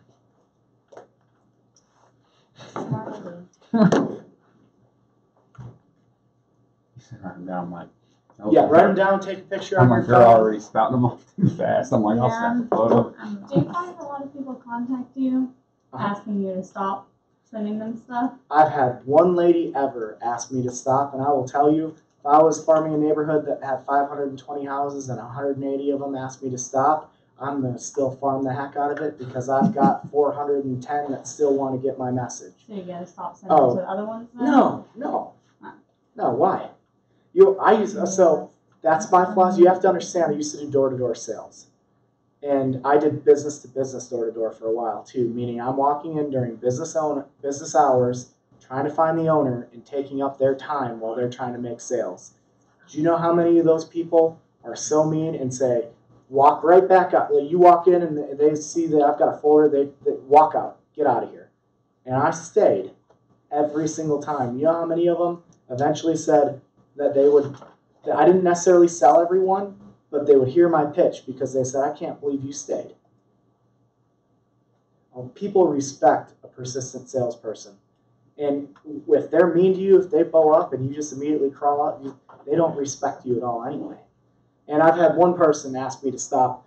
She saw my Facebook ad and she said, and she commented on it, you can stop sending me mail to take me off your list. And I thought, that's awesome. She knows my name. She knows I'm a realtor, and she might sell her house someday.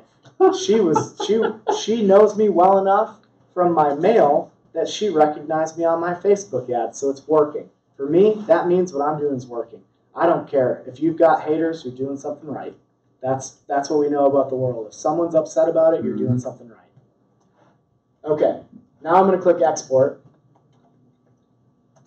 And it takes a little bit because you're pulling specific data, and it's a little bit of it, so it's going to take a little while. I'm going to show you exactly how we turn this into a list, how we export it, how we import it into Facebook, and let Facebook append the data to run an ad just to the people who live in that neighborhood. And no, you cannot get this anywhere else. Well, I don't know, maybe you can. I've taught it enough times. I'm sure someone's copied it, but I promise they're not as good. Okay, so here's our export. It's right there. And this is, you don't have to do it this way. This is just my method. What I'm going to do, I'm going to take this, and I always pull it and set it on my desktop. That makes it easy for me to find. I'm going to open that up.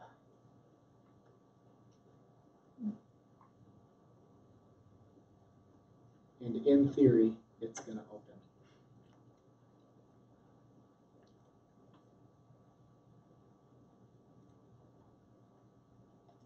Okay, so here we go. We've got owner first name, owner last name, spouse first name, second owner last name. And you'll see a lot of the second owners are going to be blank. Don't worry about it. You're not paying for the ones that are blank. You're only paying for the ones that are in there and when they see your ad. And to pull the list, you're not paying anything. Okay? Now here's what I'm going to do. I'm going to grab from spouse first name and drag over to tax billing zip. And I'm going to come all the way down to the bottom of my list.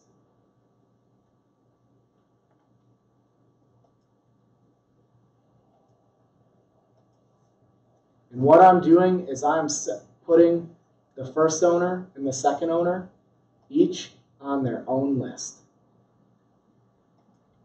Or on their own line, sorry, excuse me. And the reason why we're doing that is because when we upload this into Facebook, if the first and second owner are on the same line, you only get one. And I don't know which one's on Facebook more. I want to hit them both. And if I'm hitting the husband and the wife at different times, that's even better. So then they both know my name. Now I'm going to come down here and I'm going to add, in this Microsoft Excel, looks a little bit different. I'm going to add another sheet. And I'm going to paste all that information I just grabbed over there onto this sheet. Now I flip back over to my original export. Now I'm going to scroll up to the top, and I'm going to click on the C right here where it says spouse first name, and I'm going to delete that out. And then second owner last name, I'm going to delete that out too. So now I'm left with owner's name, city, state, and zip, right? Which is exactly what I have on sheet 2 as well. The other thing I'm going to do, you don't have to do this, but it makes it a little bit cleaner, is for owner first name, I'm going to change that field to FN, because that's what Facebook uses. I'm going to change this to LN, last name to LN, and you can take a picture once I'm done. Tax billing city to CT. And I learned this by reading Facebook's advertising guide. State to ST, and zip to zip. So your field heading should be FN, LN, CT, ST, and zip. You don't have to do that. It just makes things a little bit easier later in the process. Okay, now that I have that, I'm going to scroll all the way down to the bottom.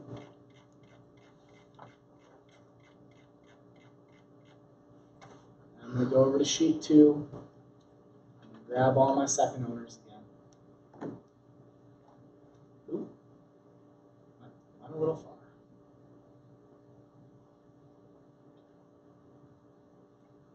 And I'm going to copy. Come back over here. Go to the bottom one, and I'm going to paste there. Now I've got all the first owners and second owners all on their own line. And then I'm going to delete out sheet 2, just so it doesn't mess with my import. And then I'm also going to save this file as the farm name. I'm going to call it. Sorry, I can't read what this says. Okay.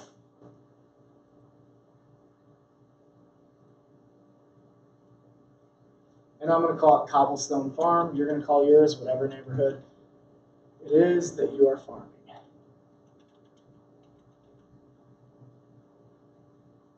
And I want that on the desktop, so it's easy to find. Use text CSV format. Yes.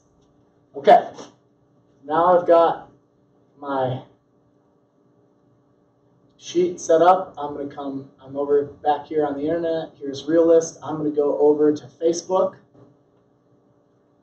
And over here under Explore, I've got Ads Manager, and that's where I'm going to go. You might not have that if you haven't logged in very often, so you may have to come up here and type in Ads Manager.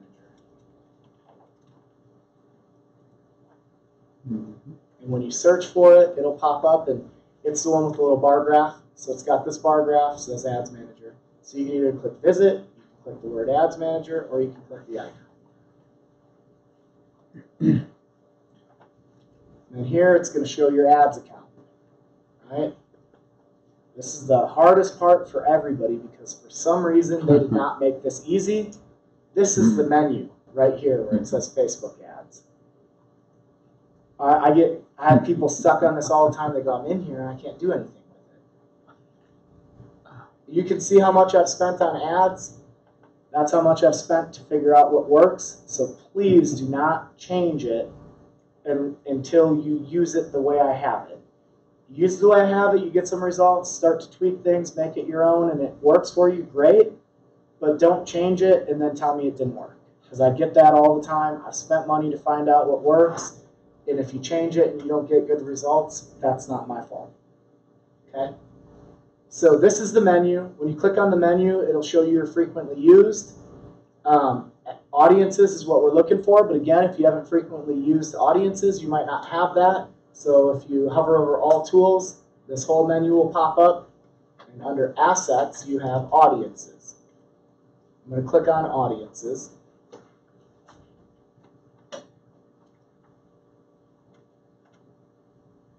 And in here, you can see all the audiences I have created that I market to. Now, if you don't have any, your screen isn't going to look like this. It's another confusing thing. You come to this class, and then you go, God, I've never had that screen. If you've never created an audience, you will have a screen with 3 big blue buttons. One of them says, create a custom audience. The next one down will say, create a lookalike audience. And then the next one down will say, create a saved audience. You are going to click on create a custom audience. Which for me is just in this menu. Then it's going to ask you, how do you want to create the audience? And you are going to do a customer file. You're going to tell Facebook these are already customers of mine. And then it says, how would you like to do it? And I'm going to do add customers from my own file. I'm not going to import them from anywhere. Now, this is one of the new things because of the way people are targeted. You need to let Facebook know where these people are coming from. And I'm going to do they're from customers and partners. I know a few people who live in Cobblestone. I'm going to count them as customers. Everyone else came from a partner, which is Realist. Realist is one of our business partners. And then I'm going to click Upload File. It's going to say what file do you want to upload. I'm going to go to my desktop, and I'm going to select Cobblestone Farm. And then it's automatically going to name it Cobblestone Farm, and that's why I like to name it what I want it to show up as. And I'm going to click Next. And now it wants you to map your upload. Now, you'll notice that all of mine have green check marks because I pre-mapped them. That's when I changed it to FN, LN, CT, ST, and ZIP. That allows it to pre-map automatically. If you didn't, you would just have to click these drop-downs and set each field what you wanted it to be. And then I'm going to click Upload and Create.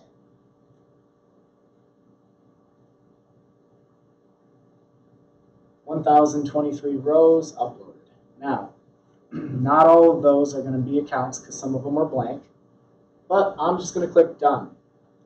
And what you'll notice is all my audiences say ready except for that one. It says updating audience.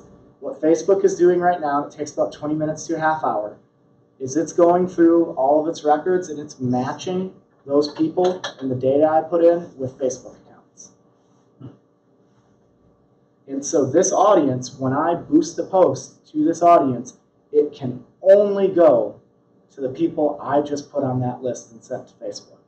So if I set a $1,000 budget, Facebook can't spend it unless it's going to those specific people. Because that's how you can really manage your budget. And now the only people that will see a post that I send to that audience are the people that live in that neighborhood. So we're getting hyper specific. So it's going to take a little while, but I've got other farms, so I can show you how to write the ad now. So here I'm going to click on this icon, and we're going to go back out to just regular Facebook. And I'm going to go to my business page.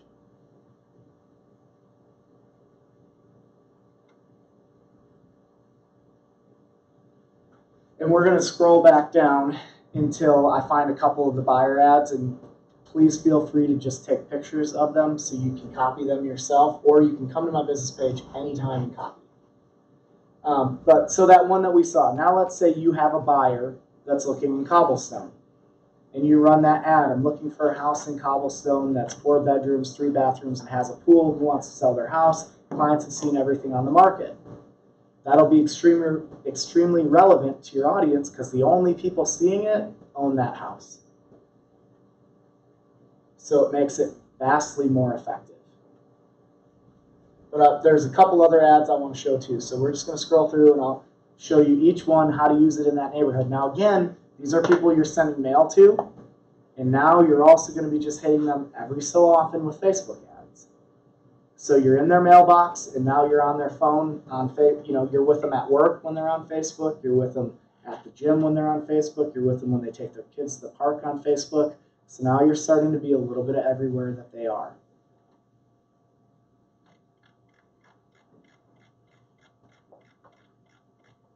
And I should have an easier way of doing this, and I run so many ads that these are getting further and further down. I just need to run them again so they're at the top.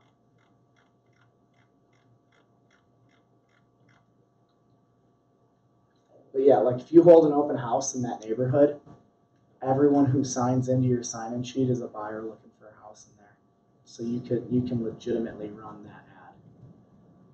Want to know how to do an open house in that neighborhood? Just look at our company listings, and if you find one that's in that neighborhood, call the realtor and ask if you can hold it open. Or if there's a for sale by owner in the neighborhood, call them and ask if you can hold it open. Or go knock on their door. Okay, so when you have a buyer for the neighborhood, go ahead and take a picture of this. This is an ad you want to run. You can when you get this hyper specific on a neighborhood, a very effective picture to use is that the sign entrance for the neighborhood. So the sign that says Cobblestone or Cobblestone Farms, grab a picture of it. You can find it on Google, or you can just go take a picture because you live somewhere close, and that's going to be the picture on your ad. Because anyone who lives there, they see the picture of their neighborhood entrance and they see a post. They know it's relevant to them. They're going to at least stop and look at it for a second. So it's a good way to get your ad seen versus a postcard in a mailbox. A lot of them don't ever get into the house. So you're increasing your chance of drip marketing them. So this is you've held an open house or you just have a buyer. This is an I have a buyer for this neighborhood post. You farm the neighborhood long enough, you're going to find buyers. Now I'm going to show you a couple other posts that work.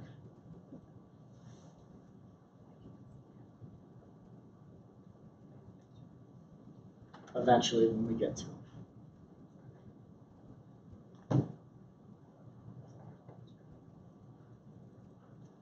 Now, this specific post did not work in this specific neighborhood, but this post has worked really well in other neighborhoods.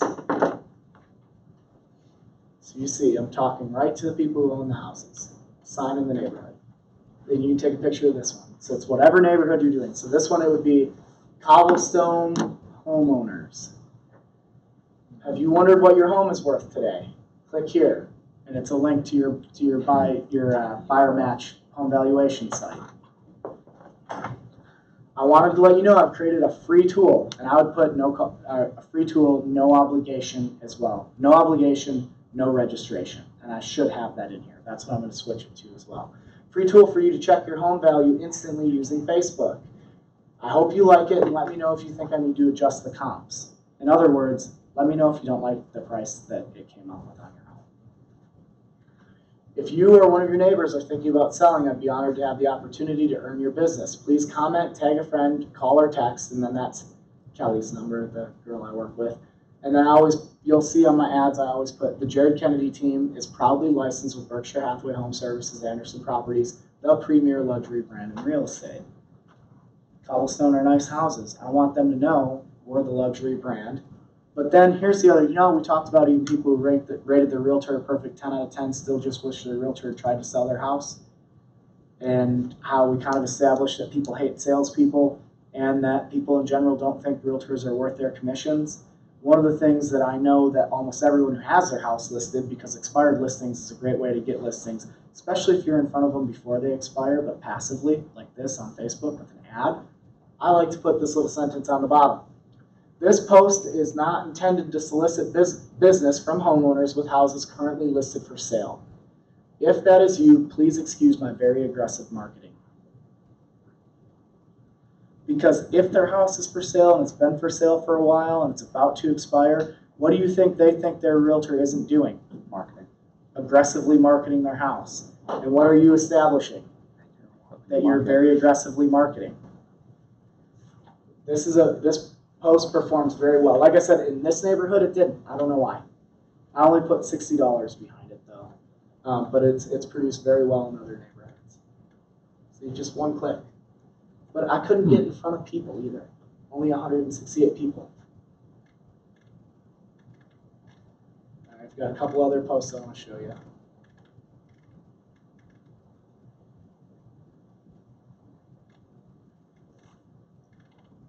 I want to chili cook off, by the way. That's what that picture was.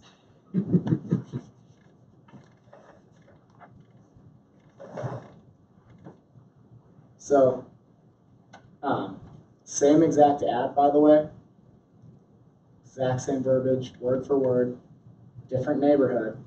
383 people, 74 clicks. And the only thing to click on is send a message. So that ad, I don't know why for that neighborhood it didn't produce, but for other neighborhoods it produces really well. And this is something that for $2 a day, and you can run it for $2 a day for 365 days. So you're looking at a $730 investment, and basically everybody in the neighborhood will see it every so often throughout the year. So it's a great farming tool. At Twin Bridges, I got 32 messages on Twin Bridges. But for some reason, Fairview Farm just didn't produce anything. That's, again, the exact same ad. And that's just a good passive ad to have out there as a regular drip. And then I'm going to show you one other one for when you actually get a sale in the neighborhood. Well, here, this is just another good post too. Okay, Colony Point homeowners, and again, picture of the sign. I'm speaking specifically to my audience. Action requested. Colony Point homes are selling fast and for top dollar right now. We sold 2 this summer with multiple offers. Don't put that unless you've actually done that. I did sell 2 homes and had multiple offers on both of them that summer. Please finish this sentence. If I could get blank dollars for my Colony Point house, I'd move. Send me a private message or email me at jaredrussellkennedy@gmail.com with your answer. Who knows, maybe it could happen. 73 people clicked on send a message. And I spent, let's see how much I spent on that one. $57. So, take a picture of this ad copy too, please. It's a good one to run. Now, can we go to your site, the Kennedy Heaton Realty Team, and get that? You're on it, yeah. Yeah, I mean. Yeah, anytime. Okay. You want to go to, like, please copy. It works. I want you to copy. If everyone copies me and it improves their business 10%, we're just taking business from everyone else. How serious are the messages you get off of those? One of them, I went over to their house on, it was on Sunday. By Friday, I had the house listed. A lot of them are long-term. They're just thinking about it. I got a message on this that said, well, if I could get 129,000, I'd sell. And I comped their house out at 140. They have renters until the end of the year. And I'm like trying desperately to make sure I don't miss out on it by waiting for those renters to be out of there. But yeah, it works well. Some of them are like really, really good. Some of them are tire kickers. I had one guy who wanted 220,000. Houses just don't go that high in there. But I've established a relationship. And again, when it comes to farming, the idea of farming, geographic farming, is you are establishing yourself as the expert for that neighborhood. So you're everywhere that they are, right? And Larry, I think you can attest to this. We used to do it with just postcards, right? But eventually you send enough postcards in a neighborhood every time you list a house, every time you sell a house, every time you have a buyer, and then just the occasional one saying, hey, I'm the expert in the neighborhood. Eventually, everyone who lives there, they just have this impression, if you're going to list you really should use Larry. He's the guy. I'm just showing you extra ways to get in front of them. Farming is a sure thing. It has been forever. Yeah, it's one of the few late generation programs we have in real estate. It's a sure thing. It is not a quick thing. Yeah. You've got to keep at it. But You have to be consistent. Yeah, and like with the Facebook ad, you can't spend $50 on one ad and go, nope, doesn't work, never do any. It just doesn't. You have to be consistent, especially when we're talking about farming and you're using these specific ads for homeowners. One of them might produce right away. Like this one was a listing immediately. That's awesome. But I'm not necessarily going for the listing immediately every time. I'm establishing myself as the person to list with if you have a house there. How often do you check this? I mean, or does it come into you? I don't know. What do you mean? Notify you. Yeah, I like that message I got that said, do you do leases or whatever? I promise you that guy lives in one of my farms because I have ads that I do $1 a day budget for 365 days just so I'm hitting the neighborhood. He might see it once every 8 days. And so I can all but guarantee he lives in one of my neighborhoods. That was just a random message, just came in. I sent him nothing.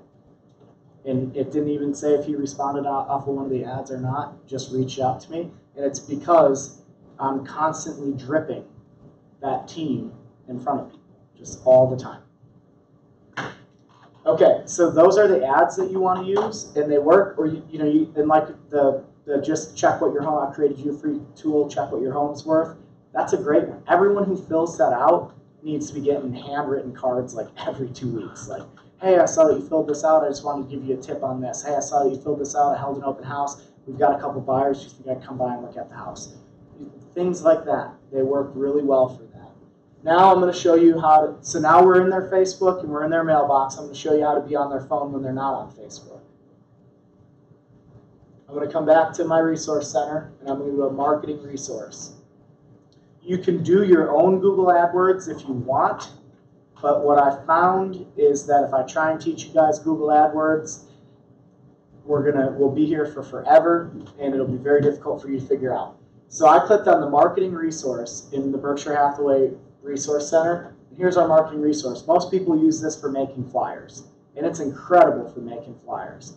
There's 1,000 other types of marketing you can do in here, but the least used feature is this little mobile ads creation. So if you click on that, it's going to show you the different mobile ads that are available. And so you can do them for specific properties. You can do them for luxury. One of the ones that I want, anytime you get a listing in the neighborhood, you should, like in the neighborhood you're farming, you for sure need to hit that neighborhood with mobile ads of that property. So again, not only are they seeing you, but they're seeing that you're listing houses in their neighborhood. I'm going to do the self-promotion ad. Click on that. I'm going to click Get Started. I'm just going to name this example for this class.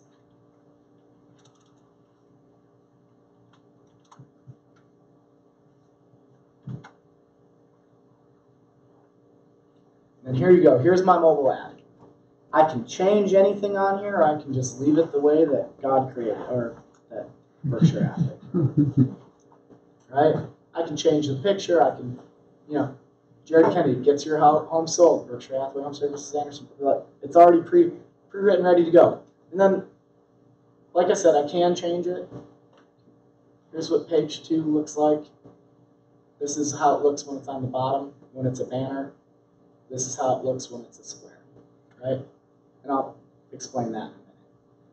Now, just click on this little mobile button. It's going to ask me what I want my campaign to be.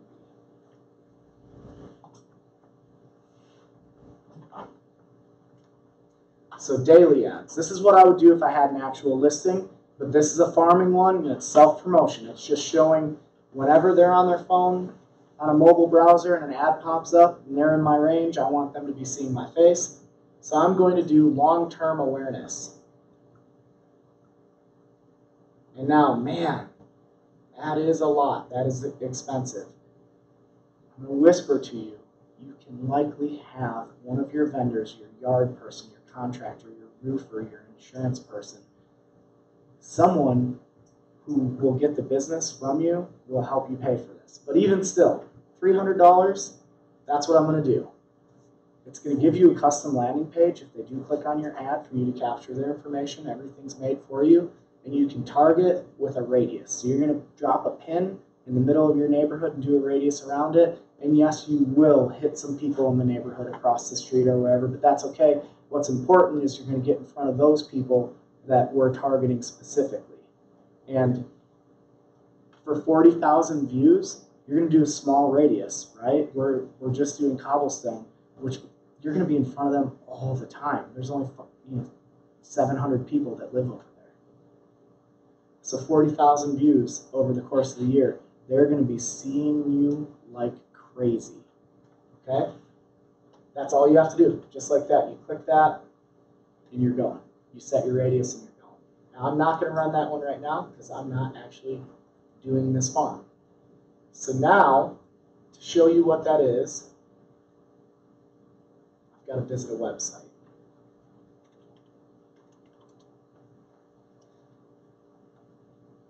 So here's ESPN.com.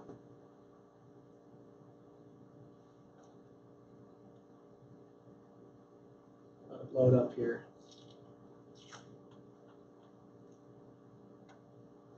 When I showed the second page of the ad, when you're on mobile, that would be the ad that shows up right here. The banner. That was the second page one. The small, skinny one. Yeah, Nissan has nothing to do with ESPN. Nissan has Google AdWords going, and this is their ad. I click on here again, and it'll be a different company that's there. And then occasionally ads will show up in this Squarespace. And that's the first one that you saw that was like the square-sized ad. Now, this ad won't show up when someone's on these ads won't show up on a desktop. It's only when they're on their mobile, right? But when you really think about it, when people are, like at least at my house, me and my wife are watching TV together, and we both have our phones in our hand. Mm-hmm. So what you're doing is you are putting yourself in that person's living room by doing this mobile awareness ad for $300 for the year. And we're at $720 for the year for the Facebook ad. And we're at about $1,300 for the mailing, so you're at about $2,300 right now to be in their mailbox, in their Facebook, and in their hand when they're watching TV for the neighborhood. So that's why this class is called How to Dominate a Neighborhood, not just how to farm it. We're taking it to a whole other level. But we're not done yet, because there's one other place I can show you how to get. I don't know, are you tired? I'm sorry. No, I'm going to have to see this like 14 more times Okay. to figure it out. Yeah, that's. So we're going to do our last little piece All the here. application. I'm going to close out some of these. This is going to be recorded where you can access it. Okay, Yeah. because I'm not a techie. Not So- that great a recording, but you'll be all right. Here's our last piece. Here's the last place we want to be. We want to be in their voicemail inbox. And I can show you how to get there. It's not free. But again, There are vendors in our industry that would love to partner with someone who's marketing this aggressively because they know you will be able to return on their investment because you are going to crush it. Now, regular farming with just the postcards is supposed to get you 10% after 18 months. I think if we just do the first 3 steps we talked about, you're going to get 15 to 20. If you add this, I think you're going to do even better. So what is Sly Broadcast? Sly Broadcast is a company that gets you around the no-call list. So instead of calling people, what Sly Broadcast allows you to do is drop a voicemail in somebody's inbox instantly. Okay? So here's the pricing. Here's the part that gives people a heart attack. $500 a month for 13,000 deliveries. You don't have to do that package, and you can do it a la carte. Now, that audience we have is less than 1,000 people, so you can do a voicemail drop for $60 and drop it in all of their voicemail boxes. And how that works is you upload a list of everyone's of all the phone numbers you want to hit into Sly Broadcast, and then you call in one time. And what you do when you call in is you leave a voicemail. And then when you click send, Sly Broadcast is going to put that voicemail in every one of those inboxes. And you're thinking, how do I get the phone number? Don't worry about that yet. I'll show you that in a second. So, what am I going to do every single time I'm holding an open house in the neighborhood I'm farming? Hey, it's Jared Kennedy from Berkshire Hathaway. Some people won't listen to the whole voicemail, so you always, what are we doing? We're doing name recognition and geographic farming. So the most important part of your message is Jared Kennedy from Berkshire Hathaway, right? Because you want that to be like a celebrity name for them when it comes to real estate.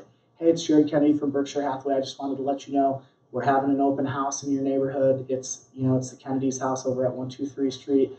I just wanted to give you an invite. It's actually going to be open from noon until 2, just for neighbors only. We've got a lender there. He's got a great gift for all the homeowners in the neighborhood. Why is it from the lender? Because you can't offer an incentive. Even though they're homeowners, apparently they could buy a house someday. Just when they're mine, only when they're sellers I'm going after, according to the real estate Can you bring commission. nachos? You can bring whatever you want, whatever you're doing. My lender is going to be there to give a gift just for the homeowners, and then at 2 o'clock we're going to open up to the public. I just wanted to call you and give you this personal invitation. Thanks. Hopefully we see you there. It's great talking to you. And then that will go in the voicemail box of everyone who lives in the neighborhood. Are that many of them going to come? I don't care. I've got my message to them. They're already getting my mail. They're seeing my Facebook ads. They're seeing my mobile ads when they're visiting their favorite websites. What we're trying to do is dominate a neighborhood. And we can put that in their inbox. Hey, it's Jared Kennedy from Berkshire Hathaway. I just wanted to call you really quick and let you know we just listed your neighbor's house over the one over there. You probably saw our signs on Hatfield Drive. Just listed it. I just wanted to give you the price so you knew. It's going to be $325. They've got 5 bedrooms. They do have a pool in the back. If you want to come take a look, it'll be open this Sunday. We look forward to seeing you there. So you're hitting them constantly. This is Jared Kennedy. This is the most powerful one for getting listings. Now you've held an open house. Hey, it's Jared again. I know I called you last week about the open house we're holding. I'm not trying to bug you, but we had a ton of traffic come through, and I've got some really good buyers that are looking for a house in the neighborhood, but the Kennedys over there just didn't quite work for them. I was wondering, if you've got 4 bedrooms and a pool, they really needed a pool. This house doesn't have a pool. Give me a call. I've got an interesting question I want to ask you. But if they've got a pool and they've considered selling, and you've got a buyer looking for their house with a pool, do you think they're going to return that phone call? Yeah. Absolutely. That is your listing gold, that script right there. Okay? But you have to have already established it. And yes, it's going to cost you $120 to get both those voicemails in there, and it's worth it 1,000,000,000%. Now, the $1,000,000 question is, where are we going to get their phone numbers, right? Here's a great service called Mojo Dialer that most people use for calling for sale by owners and expired listings. Is it free? No. You do have to spend money to dominate a neighborhood like this. Okay. So, Mojo Dialer, the pricing should be down here. Okay. You want to buy the cheapest license they have because they charge you per month. So I'm going to get the $40 license. And this, what Mojo Dialer will do for you too, is it'll make phone calls for you, but that's not what we're using it for. Once you have a Mojo license, you can then add other things to your Mojo system. So you can add neighborhood search for another $40 a month, expired data for $50, for sale by owners for $25, and just general reverse lookup for $40 a month. Meaning if you have people's names, you can reverse look them up and you get anyone's cell phone number. But the beauty is the neighborhood search. I'm going to search Cobblestone. And it's going to give me the cell phone number of all, not every single person has a cell phone and they don't get 100% of the data, but it's about 85%. So I'm going to pull Cobblestone, and for that $80 a month, I will have every phone number of everyone who lives in there. So that's in it, exports in Excel. Then you import that into Sly Broadcast, the one we were just on where you call in, and there you go. Now you are dropping voicemails in the inboxes of everyone who lives in the neighborhood as well. So that's how you dominate a neighborhood. You don't have to do all of it. The first step is the basic step, and each thing we added is just another piece that's going to help you do it. You'll have success even if you just do the mailings.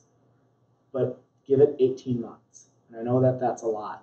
And you're just starting in the business, but it's not too early to start. And if the cost of doing it is a hesitation, just know, like with the mailers, you're only paying each time you do it. And if you're splitting your postcards with a vendor, they will split the cost with you. And there's, again, when it comes to real estate, when it comes to tried and true ways to get business, this is one way that has never failed throughout the history of real estate.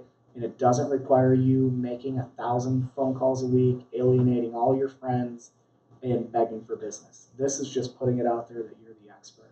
And each thing we added on as we went on is only going to improve the amount of listings you get in the area. And then eventually, if you've got an area locked up and you feel like you're dominating it and crushing it, just take the excess you're making from that and add a new neighborhood. I showed you how to research and find ones that are worth it. Okay, that's my class. Have you done any demographic farming with this? I have not, but you could. Because you got the resources. Yeah, you've got, Facebook used to allow incredible demographic targeting, but they've taken it all away because of fair housing and a lot of the stuff with the election. I don't even understand how the election affected it. That's all. The email they sent me was, due to the recent elections, we've changed our advertising policies, blah, blah, blah. And they took away a lot, but hey, I used to be able to target people by the value of their home and how long they went to law school for, and now it's just like basic interests. But we've got access to that information now over in RPR. Yeah. You can put it on an Excel sheet just like you did this. Yeah. You could search in Realist by absentee homeowners. Right. Pull that list, put it into Mojo for your reverse lookup for $40. Get all those absentee homeowners, Sly Broadcast, drop them all a message that says, hey, you probably haven't even looked at your home value in a while, but it's getting that time. The market's kind of changing, and a lot of our absentee homeowners are liquidizing their assets and cashing out on that right now. And if that's you, I just thought, hey, maybe you'd want to give me a call. We've got a list of buyers right now that are out there looking for good investments. That's a great voicemail to send absentee. And probates, you can do probates. There's a lot of stuff you could do with this technology. There's probably 12 different ways you could go about getting business, but I wanted to apply it to farming because, one, we know farming works. Two, people often give up on farming before they see the return on it, which just kills me that you put all that investment in and don't do it. But I think if you add all this, one, it'll produce a little bit quicker, and two, it'll produce more. So, and again, you're not on the hook for the whole bill. If you showed this plan to a lender, for instance, they would be like, where do I sign up to help you do this? Because you're going to kill it. So that's it. That's my part. Questions? You're fine. Questions, comments, concerns? I know it's a lot, I run this class every so often. Come do it again. But if you leave here and do nothing, research a neighborhood. Run 2.9%, put your split on it, and if you see that number and you go, yeah, I'd like to add that, good. That's your test. That's how you know it's a good neighborhood. Oh, the other part I didn't talk about, local businesses too. Great thing to do. You've got a mailing address. You've got all their stuff. If there's a coffee shop, a restaurant somewhere nearby that, that's why if you live close, there's a sushi place not far from Cobblestone that I go to all the time. Know the owner. He'll give me free rolls to give out to everyone, free sushi rolls. It helps his business and it helps my business. Now I can offer that in a Facebook ad. I can offer it in a mailing. I can send that out to people. I can drop a voicemail that says, hey, I just wanted to let you know, I partnered up with Sumo 2 over there, and I've got a tab with them, and I've bought free sushi for everyone who lives in Cobblestone. And if you go in there and you just let them know that Jared Kennedy sent you, they'll give you a voucher, and you can try any one of their rolls on the menu. That's like completely non-threatening when you just offered them something. And it's not your incentive, it's the restaurant's. Or if there's a coffee shop that people go to that you know that they go to, drop them a stack of business cards and say, hey, can I buy the next 150 coffees today? Yeah, that's a lot of money, I know. Again, you want your lender to partner with your lender, your insurance person, your pest company, your lawn care company. Like lawn care, they mow yards. Every one of your customers is one of their customers. There's so many people that would love to get on your marketing train if you're doing all this stuff right. That would love to be packaged in every envelope you send out. Like if you're worried about the cost of post marketing, like post mail, the postage when you're doing the mailing, like stuff in your lawn care guy's thing, stuff in your roofer's flyer, and heck, you might even make money on sending those out. Just like that. That's between you and them. I don't want to hear it. That's all I have to say on that. I don't want to hear it either. But I'm just saying, don't let the cost be a hesitation, because you can basically do this for no cost. But yeah, there's a coffee shop. Buy the next 150 coffees and say, yeah, just hand them one of these cards and let them know I picked up their coffee. And you want to know what?